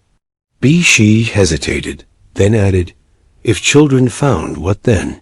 You return to White World? The question held carefully masked emotion concern about her choice. About their unspoken connection. Sarah touched her pocket where the pendant lay. I don't know, she answered honestly. I would need to see them, to make sure they're well. But I wouldn't abandon this place. These people... She met his eyes across the firelight. You. Something shifted in his expression, relief perhaps, or deeper feeling carefully contained. When time comes, we find way. Apache adapt to survive. You teach us this too. His generous response, acknowledging her divided heart without resentment, touched Sarah deeply. In her former life, men's emotions ran to jealousy and possession. Bishji's understanding offered freedom within connection. As night deepened. Around them, conversation turned to daily matters, hunting plans, weather signs, preparations for eventual return to winter grounds. Yet beneath these practical topics ran a current of growing certainty, of possibilities taking shape between them. When they finally parted for the night, Bishgaj touched her arm briefly, a gesture, both respectful and intimate in Apache culture. Sleep well, Wichi nod Lushi. The name, her Apache name, given weeks earlier, meant Red Rabbit, referring to her auburn hair and quiet strength. Hearing it from his lips felt like acceptance, like belonging. In Yellowbird's brush shelter, preparing for sleep, Sarah removed the blue stone pendant from her pocket. She didn't wear it, not yet, but placed it carefully beside her bedroll, where she would see it upon waking. A possible future, waiting for her readiness. The winter moccasins fit perfectly, their rabbit fur lining cushioning Sarah's feet against the morning frost. Bishgaj had presented them the day before the tribe began their migration to winter grounds. The carefully crafted footwear, representing hours of skilled labor. The practical gift spoke volumes in Apache culture. A man provided for those he valued, protected those he cared for. These will keep you warm on the journey, he had said simply, though his eyes conveyed deeper meaning. Now, on the second day of travel, Sarah appreciated his foresight. The descent from summer highlands followed ancient paths through increasingly cold terrain. October winds swept down from northern mountains, carrying promises of snow. The tribe moved efficiently, women managing travois loaded with supplies, men scouting perimeters, children helping according to their abilities. Sarah walked beside Yellowbird's travois, occasionally steadying its load when the path grew steep. Ahead, Bishgaj led the procession alongside Hestian Nabahi, their heads bent in conversation, occasionally stopping to consult the deerskin map. Behind Sarah, other women sang travel songs, their voices carrying through crisp air, maintaining rhythm and spirits. Your man makes good moccasins, Yellowbird observed with characteristic directness. His mother taught well before passing to spirit world. He's not my man, Sarah replied automatically, though with less conviction than months earlier. Yellowbird merely smiled, the argument familiar between them. Pendant still waits. Your heart still decides. The blue stone remained wrapped carefully in Sarah's belongings, neither rejected nor worn. Like so much in her new life, it existed in a space between significant but undefined, awaiting her. Readiness. Look, Yellowbird said suddenly, pointing ahead where the path curved around a granite outcropping. Winter Valley. Sarah gasped as the view opened before them. A sheltered basin stretched below, bordered by protective cliffs on three sides. A small river wound through its center, fed by clear springs. Pine forests covered northern slopes, providing both shelter and fuel. Unlike the temporary summer camp, this location featured more permanent structures, wickiups reinforced with stone bases, storage caches built high on poles, even corrals for the few horses the tribe maintained. Home, Yellowbird said simply. After months in the summer highlands, the winter settlement represented comfort, community, and relative security. The tribe's pace quickened with destination in sight. Eager to begin winter preparations before weather turned harsh. By nightfall, they had reached the valley floor.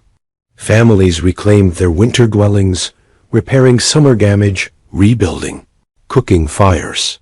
Sarah helped Yellowbird restore their shared wickiup, unpacking medicine stores and bedding, sweeping dust from the packed earth floor. Outside, children's excited voices rang through the camp as they rediscovered favorite play spaces.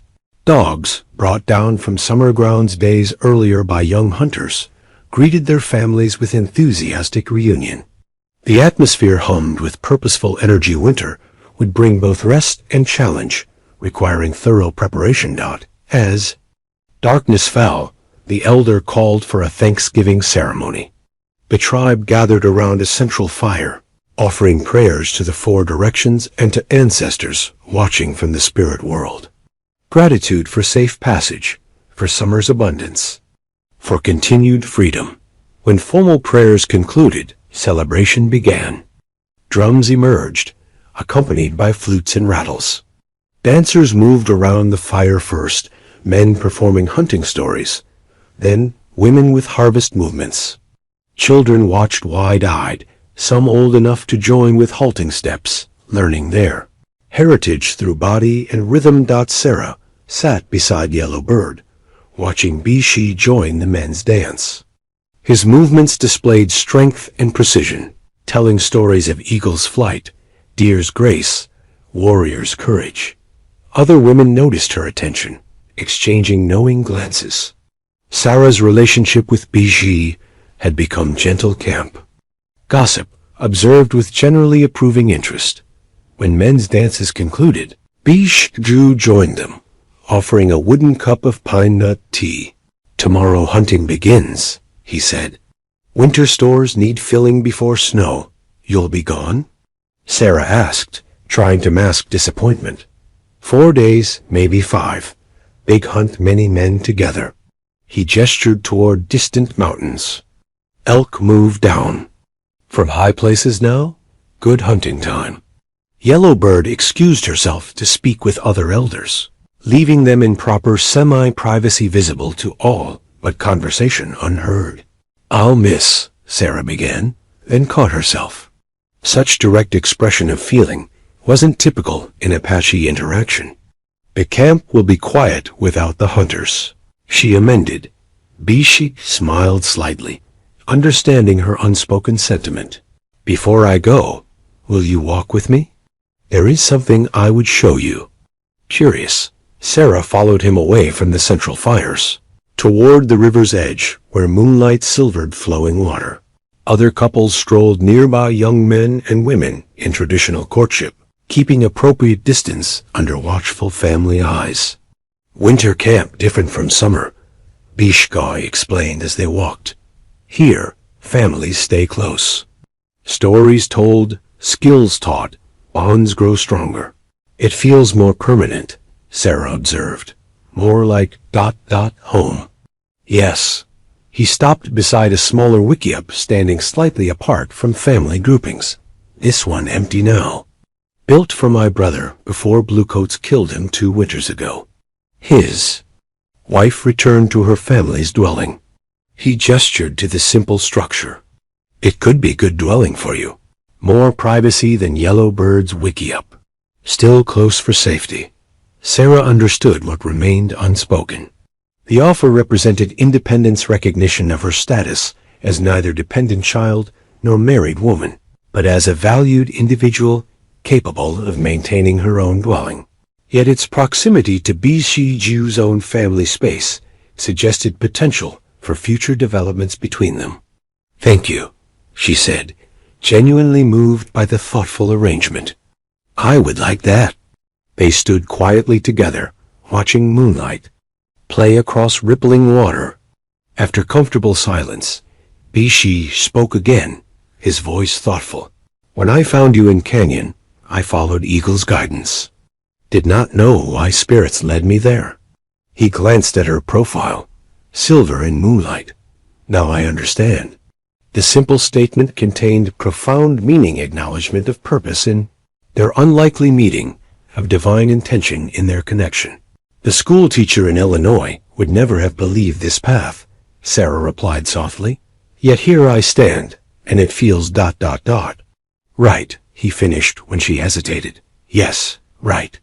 When they returned to the central fires, Sarah felt curious eyes following them, assessing their developing connection. Unlike white society with its rigid courtship rules, Apache culture allowed relationships to evolve naturally, though always within bounds of community awareness and approval. Later, preparing for sleep in Yellowbird's wickiup one final night, Sarah found herself unfolding the blue stone pendant, its surface cool against her palm. Tomorrow she would establish her own dwelling. Tomorrow Bishge would leave for the hunt. Decisions approached, paths clarified. Stone looks good in moonlight, Yellowbird observed, noticing Sarah's contemplation. Yes, Sarah agreed, rewrapping the pendant carefully. It does.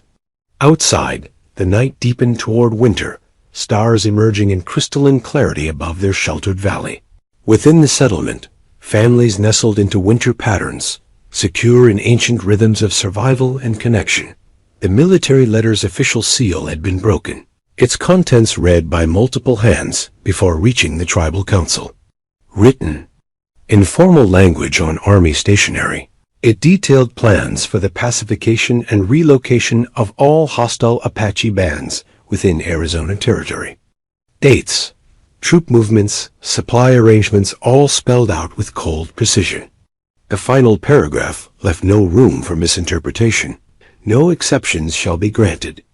Any Apache not reporting to designated reservation areas by February 1st will be considered hostile and dealt with accordingly. The letter had been found on a slain courier 3 days earlier, intercepted by Apache scouts monitoring military movements. Now it lay before the Winter Council like a serpent in their midst, poisoning hopes for peaceful coexistence. They give U.S. no choice, Naltsoy said bitterly, his voice breaking the heavy silence following the letter's translation. Surrender or die. Sarah sat at the edge of the council circle, included because of her ability to verify the English text. After 4 months living in her own wickiup at the winter camp, she had been accepted as a permanent member of the community. Her knowledge of white ways considered valuable in navigating increasing threats. Bishi studied the document. Again, February 1st. Less than 2 moons from now, in coldest winter. Deliberate timing, Hestian Nabahi observed. They know travel with children. Elders would be difficult. Many would die on journey. Sarah had seen enough of military tactics to recognize the strategy. Force impossible conditions, then blame the victims for failing to comply. The reservations themselves, what she had heard of them, were places of disease, hunger, and cultural destruction. What options do we have? She asked, breaking protocol by speaking without being directly addressed. Months ago, such a breach would have raised eyebrows. No, her perspective was welcome. The elder considered before responding. 3 paths lie before us. Surrender, go to reservation, and hope for survival. Fight, defend our mountains until the last warrior falls. Or hide, seek more remote territories beyond soldiers' reach. Each option carried devastating costs. Surrender meant slow death of culture, and likely many people. Fighting meant immediate bloodshed with inevitable defeat against superior numbers and weapons. Hiding meant abandoning ancestral lands, facing unknown dangers in unfamiliar territory. There is 4th path, Bishbi said quietly. All eyes turned to him. We divide. Some go different ways, some stay, some fight. Not all eggs in one basket. The English idiom, learned from Sarah, sounded strange in Apache council, but conveyed his meaning perfectly. Strategic division rather than unified vulnerability. Naltsoy leaned forward, suddenly interested. Explain. Elders, some women and children could go to reservation temporarily, stay alive. Watch, perhaps leave when guard grows weak. Strongest warriors could fight delaying actions, draw soldiers away from others. Some families could travel north to Navajo cousins or south to mountains where no white man goes. A council murmured consideration. Sarah watched Bishka's face, recognizing the painful calculation behind his suggestion.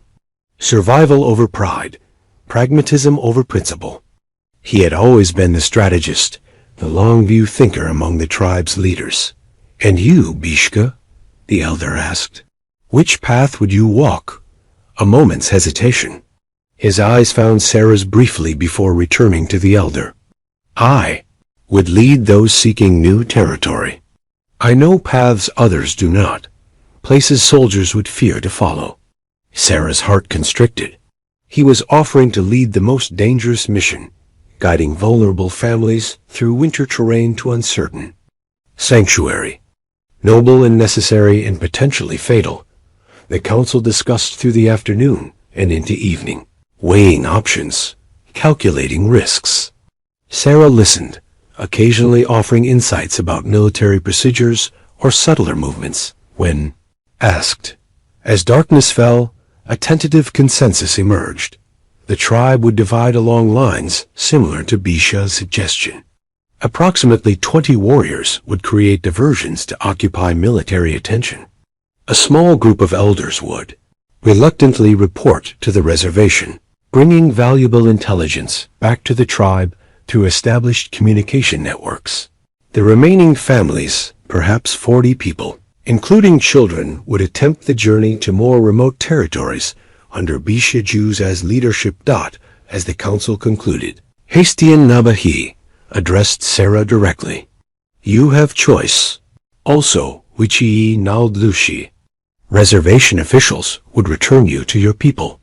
Or you may journey with those seeking new home. The moment Sarah had both anticipated and dreaded had arrived. The letter announcing the reservation policy had been accompanied by another document, a response to her message sent months earlier. Her children had indeed been found alive, taken east to a missionary school in Pennsylvania. They were safe. Education and care, provided by the church. The news had brought both joy and anguish. Emma and James lived, yet they remained separated from her by impossible distance and circumstance. The missionary's letter had been kind but clear. The children were being civilized, taught to forget savage influences. Their return west was unlikely in the foreseeable future. My children are safe but far away, she told the council. I cannot reach them now, perhaps not for many seasons. The admission hurt, but contained acceptance of hard reality. My place is here, with those who saved me, taught me, accepted me. Her eyes found BC as, I will journey with those seeking new home. His expression remained controlled, but she saw relief in the slight easing of his shoulders. They had not spoken of marriage or formal union, yet their connection had deepened through winter months of shared work and quiet evenings. The blue stone pendant now hung around her neck, accepted and worn after the news of her children's safety had released one part of her divided heart. As the council dispersed, preparations began immediately. Those designated for different paths gathered in family groups, discussing logistics, sharing limited resources. Sorrow mixed with determination. The tribe had faced forced migrations before, had survived by adaptation and courage. Yellow Bird approached Sarah with characteristic directness. I go with reservation group, she announced. Old bones not good for long journey. More useful as eyes and ears among soldiers. Sarah embraced the woman who had become her teacher and surrogate mother. I'll miss your wisdom, she said, throat tight with emotion. You carry my teachings with you, Yellow Bird replied, touching Sarah's medicine pouch. Now you teach others. She glanced meaningfully toward Bish across the camp. Take care of him. He carries too much responsibility alone. I will, Sarah promised. Later, as she packed essential supplies in her wickiup, Bishk peered in the doorway. May I enter? Of course. Sarah set aside the bundle of dried herbs she was wrapping. He settled cross-legged on the earth floor. his face solemn in the firelight. Journey will be difficult, dangerous. I know. You could still choose reservation. From there, perhaps eventually return to White World. Find way to your children. Sarah shook her head. Emma and James are safe. The missionary school will give them education, opportunity. She swallowed hard against the pain of practical truth. They've been without me for nearly a year. Their lives continue as mine has. Perhaps someday we'll reunite, but I won't abandon this life. These people ... double quotes. She met his gaze directly. You. Sarah's cross necklace caught the morning light as she fastened it around her neck, the simple silver pendant emerging from hiding. After months tucked away in her possessions, the small Christian symbol had once represented everything familiar, her upbringing, her faith, her place in settler society. Now it served a different purpose, becoming part of a prayer ritual that blended her past and present as they prepared for their dangerous journey. Protection for all paths, she murmured, holding the cross briefly before letting it rest alongside Yellowbird's blue stone pendant. The two symbols lay together against her skin, no longer contradictory but complementary, representing the dual heritage she now embodied. Dawn broke crisp and clear over the winter camp, illuminating the somber activity of departure. The tribe's division would happen today, each group setting out on their designated routes before soldiers could discover their plan. Families said difficult goodbyes, knowing many would never reunite in this life. Sarah stood outside her dismantled wickiup, essential possessions packed into a parfleche bag and small travois she would pull herself. Her medicine stores, expanded considerably under Yellowbird's tutelage, had been distributed among all three groups, ensuring each had necessary remedies for the journey ahead. You are ready? Bishi approached, leading his pinto, horse loaded with communal supplies. As ready as possible, Sarah replied. Beyond physical preparation lay emotional readiness, harder to quantify. The journey ahead would test not just survival skills, but resolve, courage, and hope. 20 families had chosen to follow Bishi's northern path, seeking the hidden valley he believed would offer sanctuary. Mostly women with children and a few elderly, protected by 7 capable warriors, including Bish himself. The strongest fighters had joined Naltsoy's diversionary force, while the eldest and most vulnerable prepared reluctantly for the reservation. I have something to show you, Bishka said, gesturing for Sarah to follow. They walked to a small rise overlooking the camp, where morning shadows still lingered. From his medicine pouch, he withdrew a folded deerskin map, not the tribal one she had seen before, but something different, more personal. My father made this, he explained, spreading it carefully on a flat stone. Shows places known only to our family line. Secret valleys, hidden springs. His finger traced routes marked with symbols she'd learned to recognize: water, shelter, danger. This one. He indicated a small valley represented by curved lines. Here we go. 2 weeks' journey north. High canyon walls protect from winter storms. Stream never freezes. Good hunting. Sarah studied the map with appropriate reverence. Family knowledge passed through generations, represented both practical survival information and sacred trust. It's beautiful, she said, noting the artistry alongside the utility. Will it be large enough for all of us? Yes, small cavalry post. Was there many years ago, abandoned when soldiers found winter too harsh. Buildings remain good shelter until we build our own. The irony didn't escape her, seeking refuge in structures abandoned by the very military, now driving them from their homes. Adaptation had always been key to Apache survival. As they returned to the main camp, Yellowbird approached, dressed for travel to the reservation.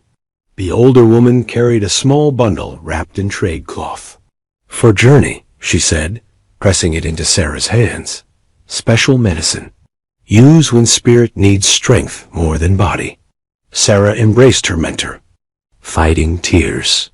Thank you for everything, Yellowbird. For teaching me, for welcoming me. You were meant to come to us, the older woman replied simply. Eagle showed be she for reason.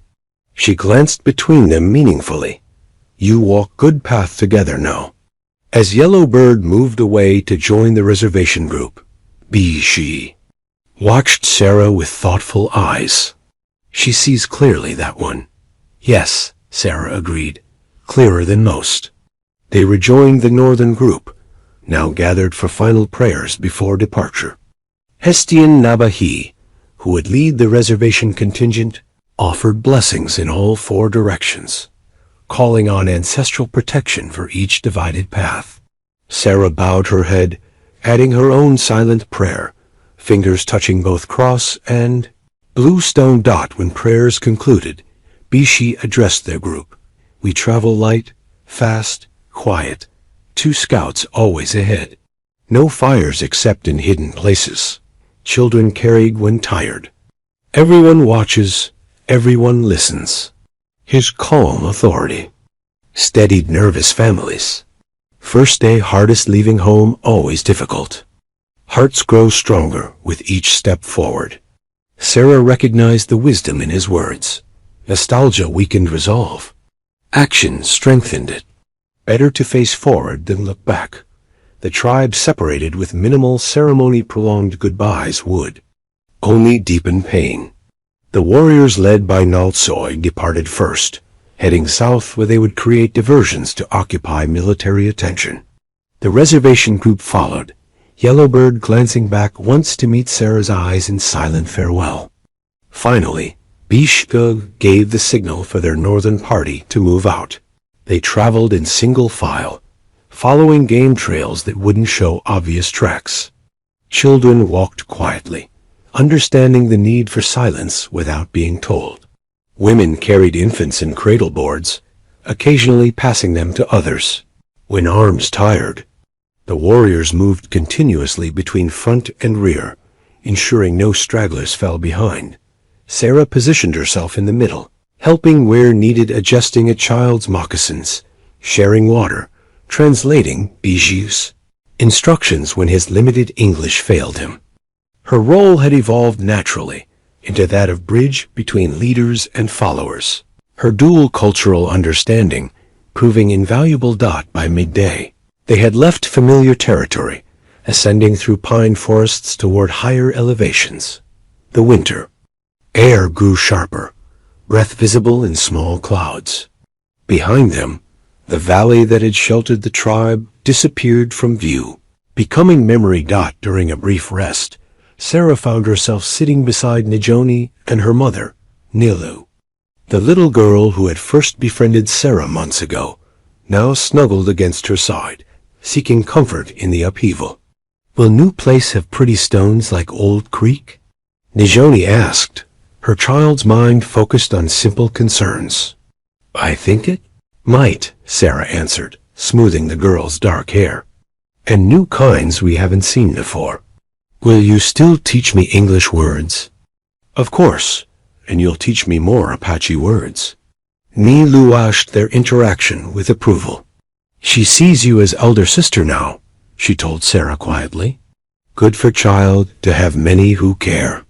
The simple observation warmed Sarah deeply. She had lost her own children to distance and circumstance, yet here was a child who needed her, a community that valued her. Not replacement, but extension, family redefined by necessity and affection. As they prepared to continue their journey, Bish-gi approached, his expression betraying rare concern. Scout returns, he said quietly to Sarah. Cavalry spotted to east, moving fast. We must change path, travel through rougher country. The children, the elders, Sarah said immediately. Can they manage harder terrain? No choice now. We help each other. He touched her arm briefly, the gesture conveying partnership. You? Tell women. I speak with warriors. The broken compass had once belonged to Thomas, Sarah's husband. Found at the bottom of her parfleche bag during their 6th day of travel. Its needle swung erratically, no longer pointing true north. Sarah held the tarnished brass instrument in her palm, seeing in its dysfunction a metaphor for her transformed life. Old certainties had failed. New ways of navigating had become essential. "What is this thing?" asked Hosh, one of the younger warriors, as they huddled in the shelter of a rocky overhang. Outside, the season's first heavy snow fell in thick curtains, forcing an unplanned halt to their journey. "Compass," Sarah explained, showing how the needle moved. "White man's tool for finding direction." "But it not work," Hosh observed, watching the needle's random movements. "No," Sarah agreed, returning it to her bag. "Not anymore." Bishiju, approaching with an armload of juniper branches for their small hidden fire, caught the exchange. "Apache have better way," he said, gesturing to the sky now hidden by storm clouds. "Stars, sun, mountains tell direction. No need for broken white man tools." 7 days into their journey north, the group had made good progress despite the detour to avoid cavalry patrols. They followed Bishi's family map through high country rarely traveled by outsiders, moving primarily at night when military scouts were less likely to spot them. Each dawn, they found sheltered locations to rest: caves, dense forest groves, rock formations providing natural concealment. Today's snowstorm had caught them between planned stopping points. The rocky overhang provided minimal protection, but Bishichi assured them better shelter waited just hours ahead if the storm cleared enough for safe travel. "How much food remains?" he asked, settling beside Sarah near the small fire. Their voices remained low, preventing the concern from spreading to others huddled in family groups throughout the shelter. 2 days at current rations, Sarah replied, having helped distribute that morning's meager breakfast. "The children need more, though. They weaken faster." Bish-ji nodded agreement. "Storm brings blessing with hardship. Will cover our tracks, but also makes hunting difficult." Dwindling supplies presented their most immediate challenge. They had departed with food for 10 days, expecting to supplement with hunting along the way.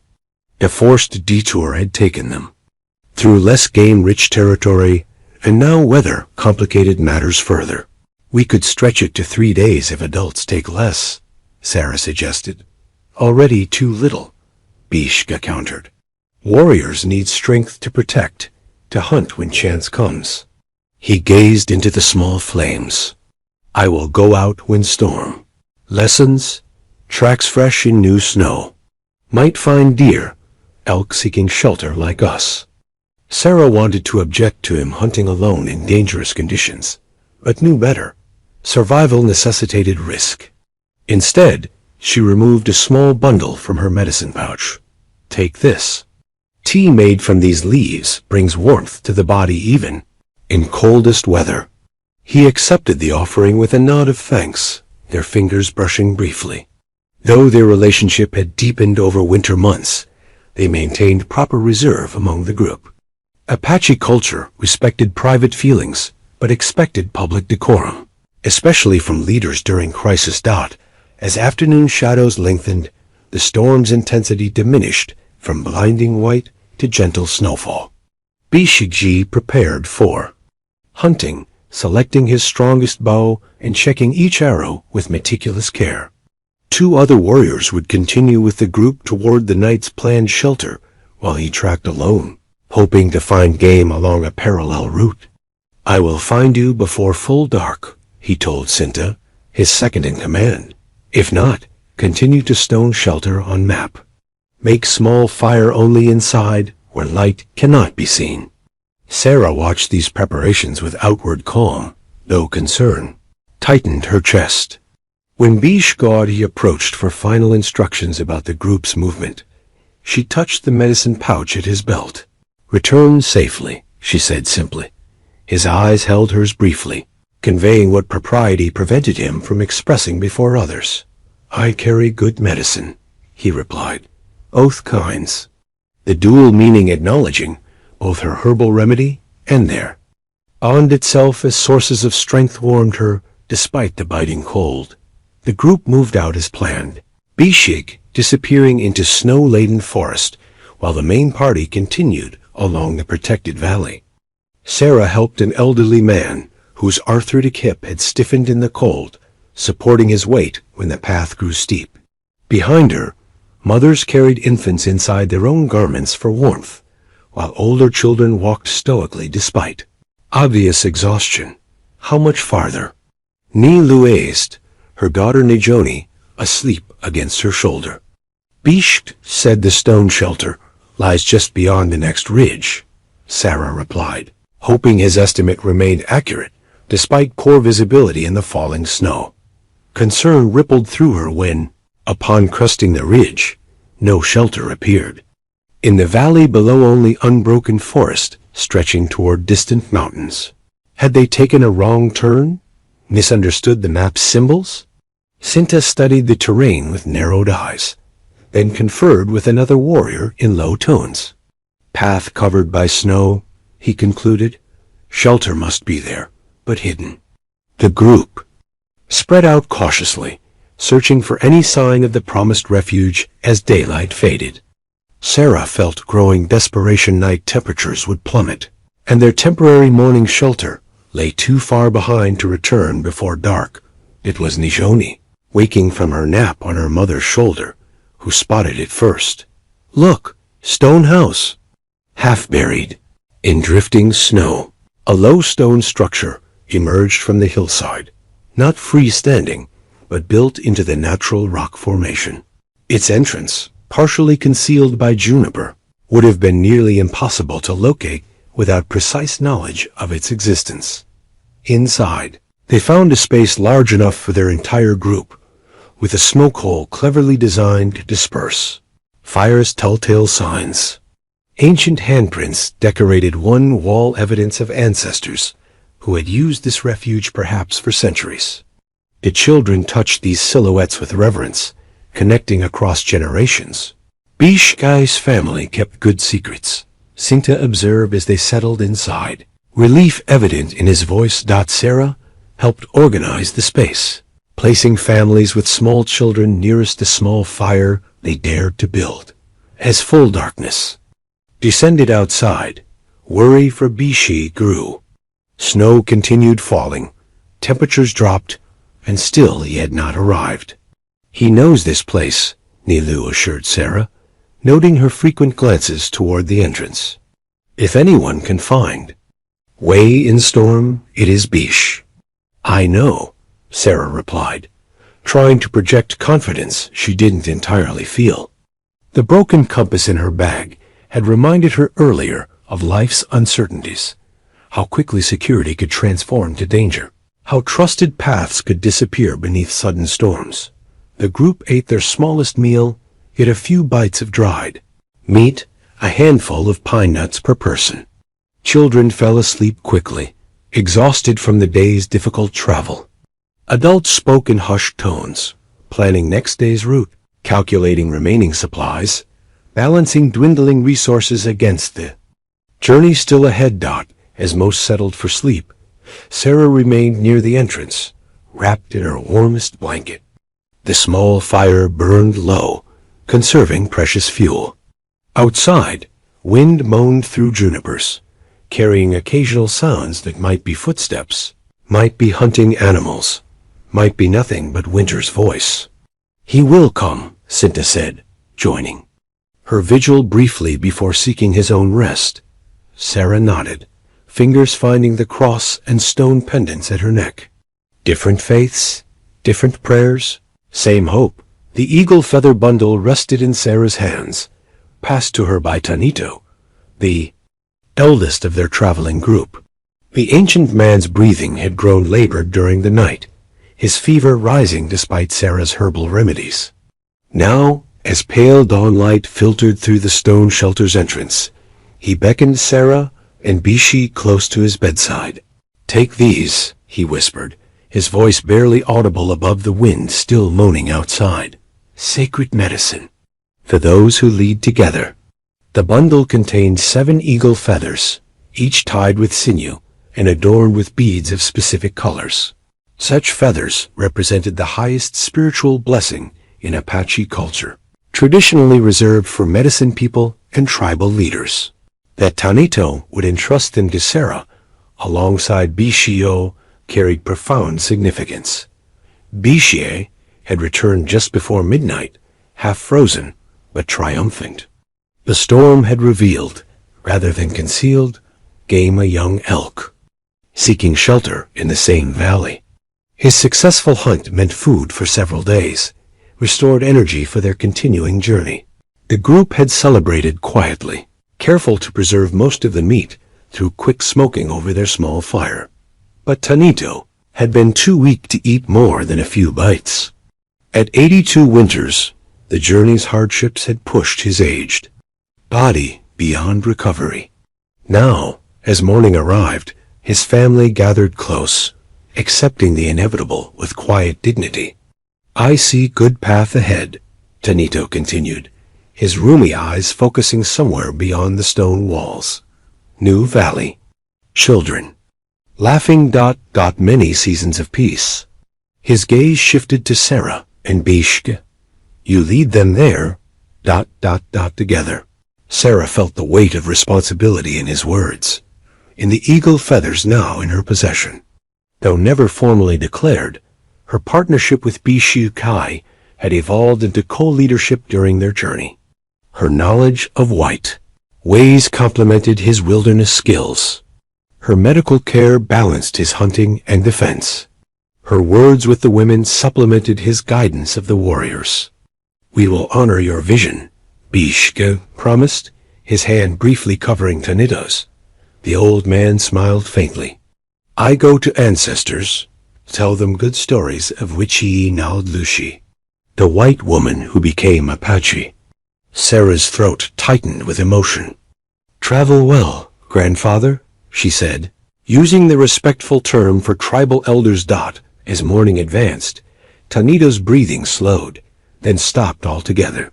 His passing came peacefully, surrounded by family who sang traditional journey songs to guide his spirit. The entire group participated in the abbreviated death ceremonies, creating a small stone cairn in a protected alcove near the shelter, offering prayers to the four directions, sharing memories of wisdom he had imparted. They could not remain long for extended mourning. The journey's urgency pressed them onward, especially with military patrols still searching the territory. By midday, they had resumed their northward trek, carrying Tanito's memory alongside their physical burdens. Bishi and Sarah walked together at the column center, their conversation quiet beneath the crunch of snow underfoot. "His blessing was great honor," Bishke said, nodding toward the eagle feather bundle, now secured inside Sarah's medicine pouch. "For you, certainly," she replied, "but for me, ... I'm still learning your ways." He saw clearly. Before others, before even we did. Bishi studied the trail ahead, his profile strong against the winter landscape. "Eagle feathers recognize spirit, not blood. You have earned your place among us." The affirmation warmed Sarah deeply. 10 months earlier, she had been a schoolteacher's widow, desperately searching for lost children. Now she walked as honored member of an Apache band, trusted with their welfare, blessed by their elders. "The valley Tanito mentioned," she said. "Is it the same one on your family map?" "I believe so. 4 days more, if weather holds." Bishi glanced at the sky, assessing cloud patterns. Storm past, clear travel ahead. Their pace improved as the day progressed. Children's spirits lifted with sunshine and full bellies. The meat from Bishi's hunt had restored energy throughout the group, allowing them to cover more ground than any previous day. By late afternoon, they had reached a high pass, overlooking magnificent mountain ranges extending toward the northern horizon.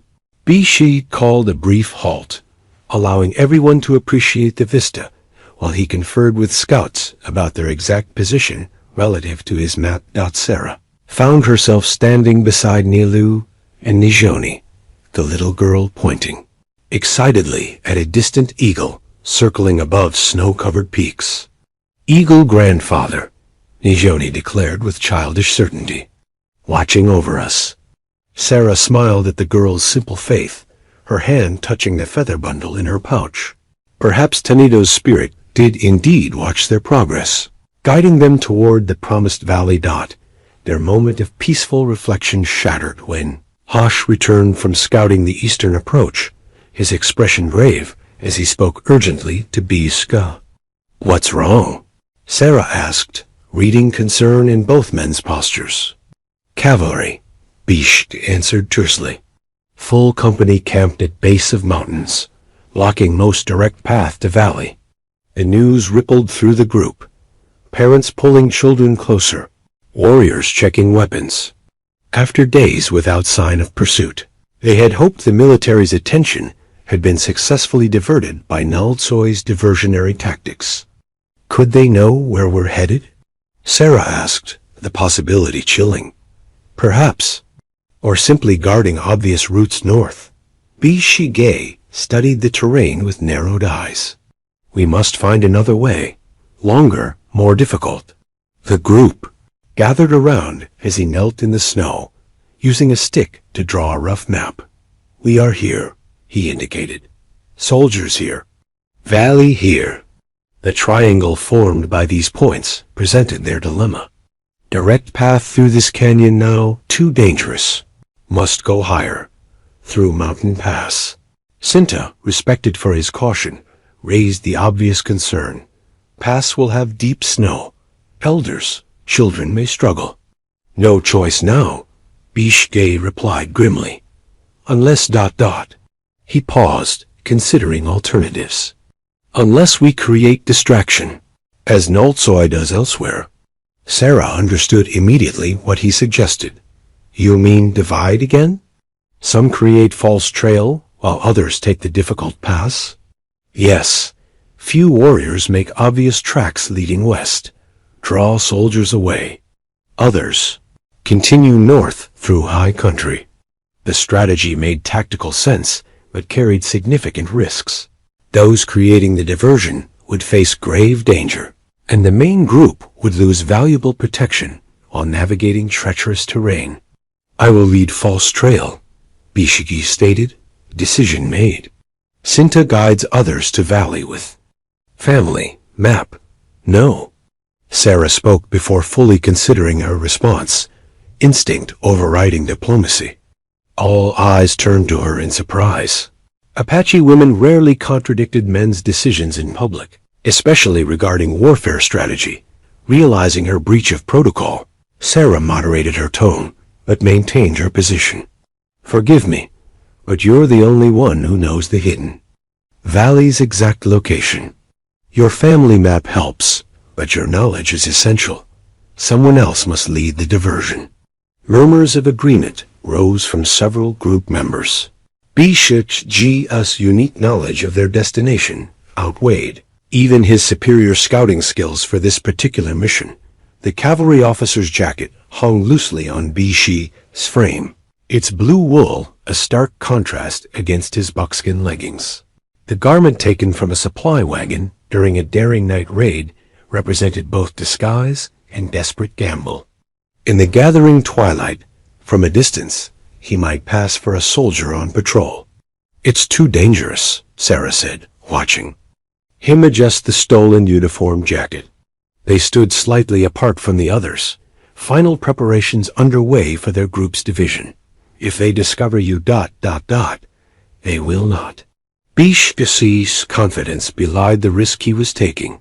"I only need to be seen from distance. Lead them away from Mountain Pass."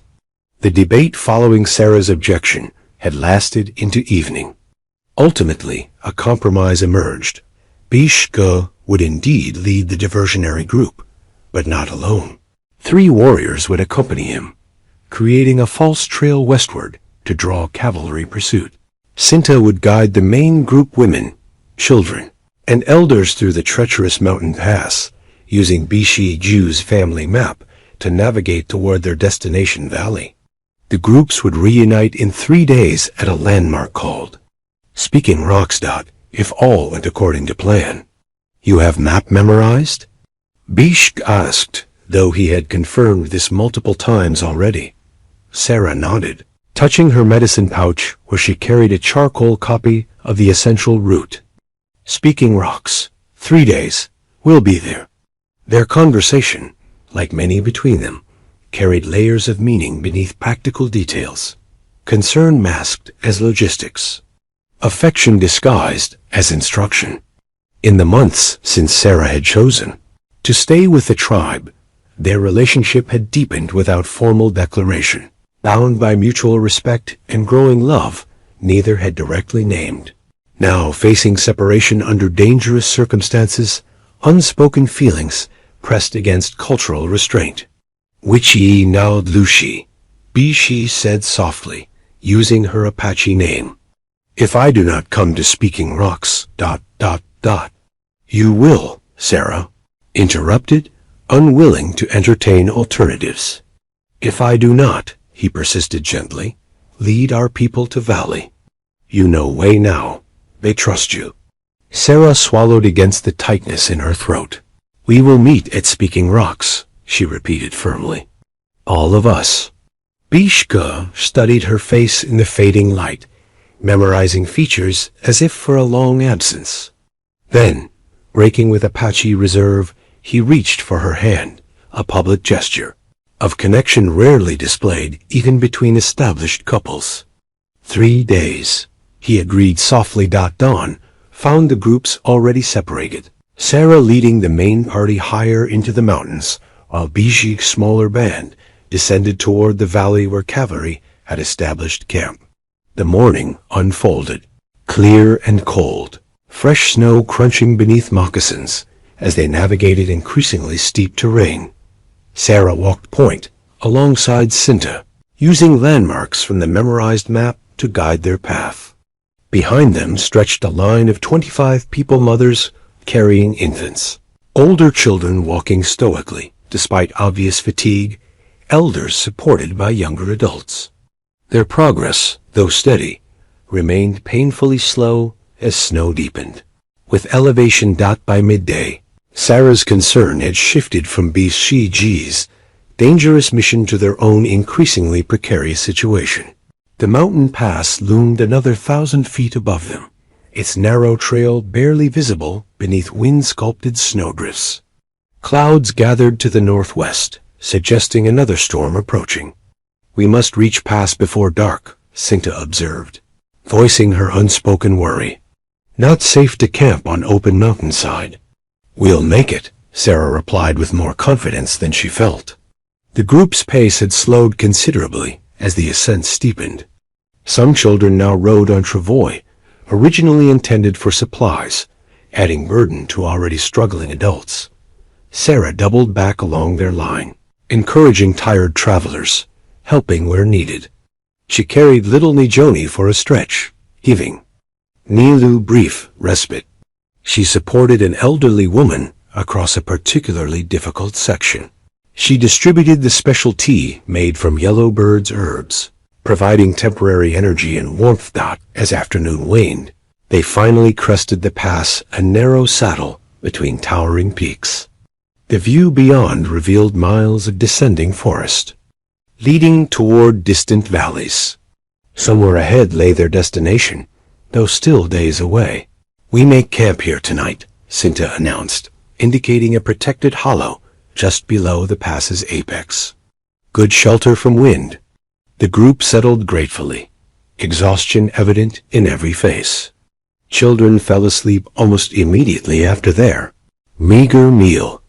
Adults spoke little, conserving energy for the journey ahead. Sarah checked for frostbite and snow blindness among the most vulnerable, applying salves from her dwindling medicine stores. Her responsibilities complete, she climbed back to the pass's highest point, searching the terrain they had left behind. Far below, perhaps 10 miles distant, she could just discern movement along the valley floor, tiny figures on horseback moving at speed.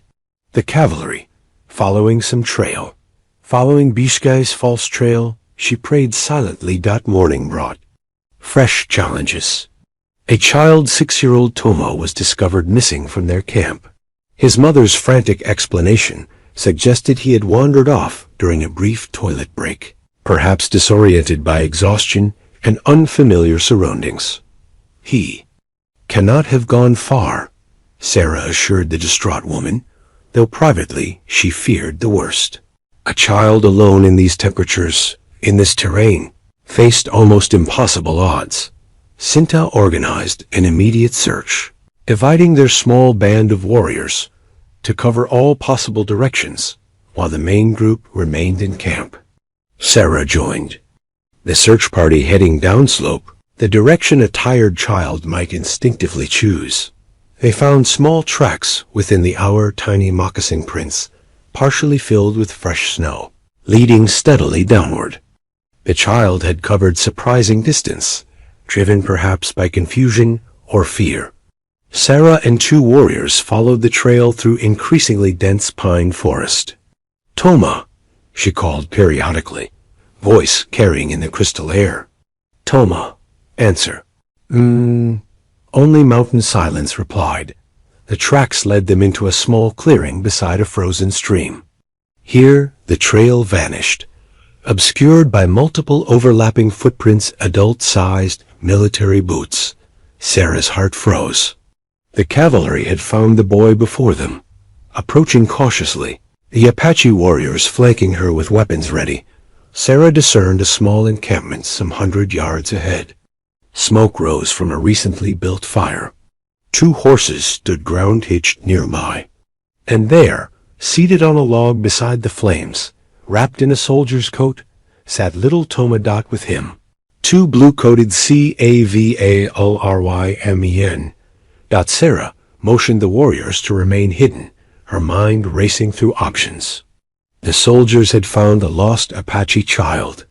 Standard procedure would dictate taking him to the nearest fort, using him as bait or bargaining chip to force his people's surrender. Toma's knowledge of their group's location put everyone at risk. Yet frontal attack against armed soldiers would likely result in the child's death alongside their own. Stealth approach seemed equally dangerous, with the clearing offering little cover. As Sarah debated, 1 soldier rose, scanning the forest edge as if sensing observation. His hand moved to his holstered revolver. The other soldier spoke to Toma, pointing at the surrounding woods, clearly asking questions. Sarah made her decision in that moment, perhaps foolish, perhaps inspired.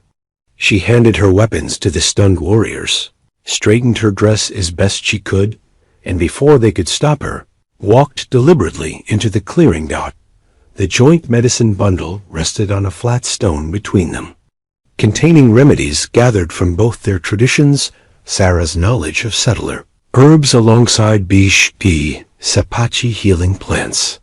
Created during his recovery, it symbolized their united future and the blending of their worlds. Now, as evening painted the hidden valley in gold and purple shadows, they unwrapped it together, selecting herbs for a celebratory tea. 5 years ago today, Bishka said softly, I found you in the canyon. Sarah smiled, the memory no longer painful, but precious, the beginning of an unexpected journey. You saved my life then. I saved yours at Speaking Rocks. Equal now, he agreed, his English much improved through years of daily practice. Balance good between us. The soldiers in the clearing had been startled by Sarah's sudden appearance, a white woman emerging from the forest, speaking perfect English despite her Apache dress. Her story, hastily constructed but delivered with conviction, had worked better than she dared hope. Thank God you found him, she had exclaimed, rushing to embrace Toma. We've been searching for hours. The soldier's confusion had given her crucial moments to establish her narrative. She was Sarah Miller, survivor of a wagon train massacre, rescued and adopted by peaceful Apache after soldiers failed to find her. The boy was under her protection, part of a group traveling north to establish a new settlement away from reservation boundaries. "Ma'am, you need to come with us," the older soldier had insisted. "Fort Gibson's just 2 days' ride. You'll be safe there. Return to your own kind." "I am with my own kind," Sarah had replied firmly. "These people saved me when no one else could. They've harmed no settlers. They only wish to live free, as they have for generations." The soldiers had been skeptical, but uncertain how to proceed. Their orders covered hostile Apache, not white women who had gone native by choice. Their indecision had given Bia Sheehan and his warriors time to circle behind them. The confrontation could have ended in bloodshed. Instead, an unexpected arrival had changed everything. A lieutenant on horseback, entering the clearing just as tensions peaked. "Mrs. Miller?" he had asked incredulously. "Sarah Miller from the Davis wagon train?" The young officer, Lieutenant James Cooper, had been part of the original search party after the massacre. More importantly, he had personally escorted Emma and James to the missionary school in Pennsylvania, had witnessed their grief and resilience firsthand. "Your children speak of you often, Mom," he had told her. "They never believed you were dead." That momentous revelation had shifted the encounter's dynamic entirely. Letters had been exchanged in subsequent months, tentative reunion plans discussed. Emma and James, now 12 and 8, lived with a kind missionary family, received education, remained together. They were thriving despite their trauma, their futures promising. Sarah's decision to remain with the Apache had been difficult for outsiders to understand, yet Lieutenant Cooper had shown unexpected respect for her choice. Through his influence, an unofficial agreement had been reached. Bishgaj band would be left undisturbed in their hidden valley if they maintained peaceful isolation. "You're thinking about the children," Bishiga observed now, reading her introspection accurately. "The letter said they might visit next summer," Sarah replied, anticipation warming her voice. "Emma wants to learn medicine plants. James is curious about everything Apache. Good young ones, strong spirits like their mother." Bishk G added juniper berries to their tea mixture. "Valley has space for all family, from both worlds." Their hidden valley had proven everything Bishiga's family map promised: sheltered, fertile, with abundant game and clean water. The abandoned cavalry post had provided initial shelter while they built traditional wickiups. Over 5 years, their settlement had grown as additional families joined them, mostly Apache, but also a few mixed heritage couples seeking refuge from prejudice in both white and tribal communities. Sarah's role had evolved with the settlement. Her medical knowledge, combining traditions, made her a sought-after healer. Children gathered in her wickiup for lessons conducted in both English and Apache. Adults brought disputes for her balanced perspective, valuing wisdom that bridged cultural divides. "Nijoni returns tomorrow," she remembered suddenly. Her first big hunt with Nailu, the little girl who had once brought Sarah wildflowers, now approached womanhood, showing remarkable talent with bow and horse. Her special bond with Sarah remained undiminished by time, their relationship a source of joy that had helped heal the absence of Emma and James. Bishi's hand covered Sarah's, his touch familiar and cherished. "You have taught her well, both Apache ways and white knowledge." "We all have," Sarah corrected gently. "It takes the whole village." The tea prepared, Bishka poured 2 cups, offering the first to Sarah with traditional respect. They drank in comfortable silence as twilight deepened around their home. Home. The word had transformed through Sarah's journey from Illinois schoolhouse to wagon train dreams, from desperate canyon survival to Apache winter camp, and finally, to this hidden valley where worlds merged rather than collided. "Sometimes I still wonder," she admitted, watching stars emerge above the valley. "What would have happened if you hadn't found me that day?" "Eagle medicine guided me," Bishi G replied simply, touching the feather still worn in his braid. Original one from his father, now accompanied by one from Tanito's sacred bundle. Spirits knew our paths should join. From the settlement below, sounds of evening drifted upward, children's laughter, women's voices, men returning from hunting. Their community prepared for night, secure in hard-won peace. I never thought I could have this again, Sarah said softly. Family, purpose, home, different family, new purpose. Better home, Bishk, she suggested, his arms circling her shoulders. Sarah leaned into his embrace, the blue stone pendant and silver cross still hanging together at her throat after all these years. Better, she agreed, as full darkness settled. Over the valley, they gathered their medicine bundle and walked hand in hand toward the dwelling they had built together, larger than traditional wikiups, incorporating elements from both cultures. Outside its entrance played their 3-year-old son, Little Eagle, his features a perfect blend of his parents' heritage. Shima, Ji, he called excitedly, running to them with something clutched in his small hand. Look what I found. He opened his palm to reveal an eagle feather small, perfectly formed, its tip dipped in white as if painted with starlight. Eagle blessed you, Bishgod had told him solemnly, lifting the boy onto his shoulders. Very special medicine. Sarah watched them, heart full beyond measure. The lost settler woman had not just been found, she had been transformed, reborn into a life richer and more meaningful than she could have imagined in her darkest hours. As they entered their home together, Bishka caught her gaze across their son's animated chatter. His eyes held the same quiet intensity they had shown that first day in the canyon, when he knelt beside a dying stranger and offered precious water. Be my wife forever, he whispered in Apache, the words both memory and renewed promise. Forever, Sarah replied in the same language, the word a bridge between worlds, between past and future, between what was lost and what was found.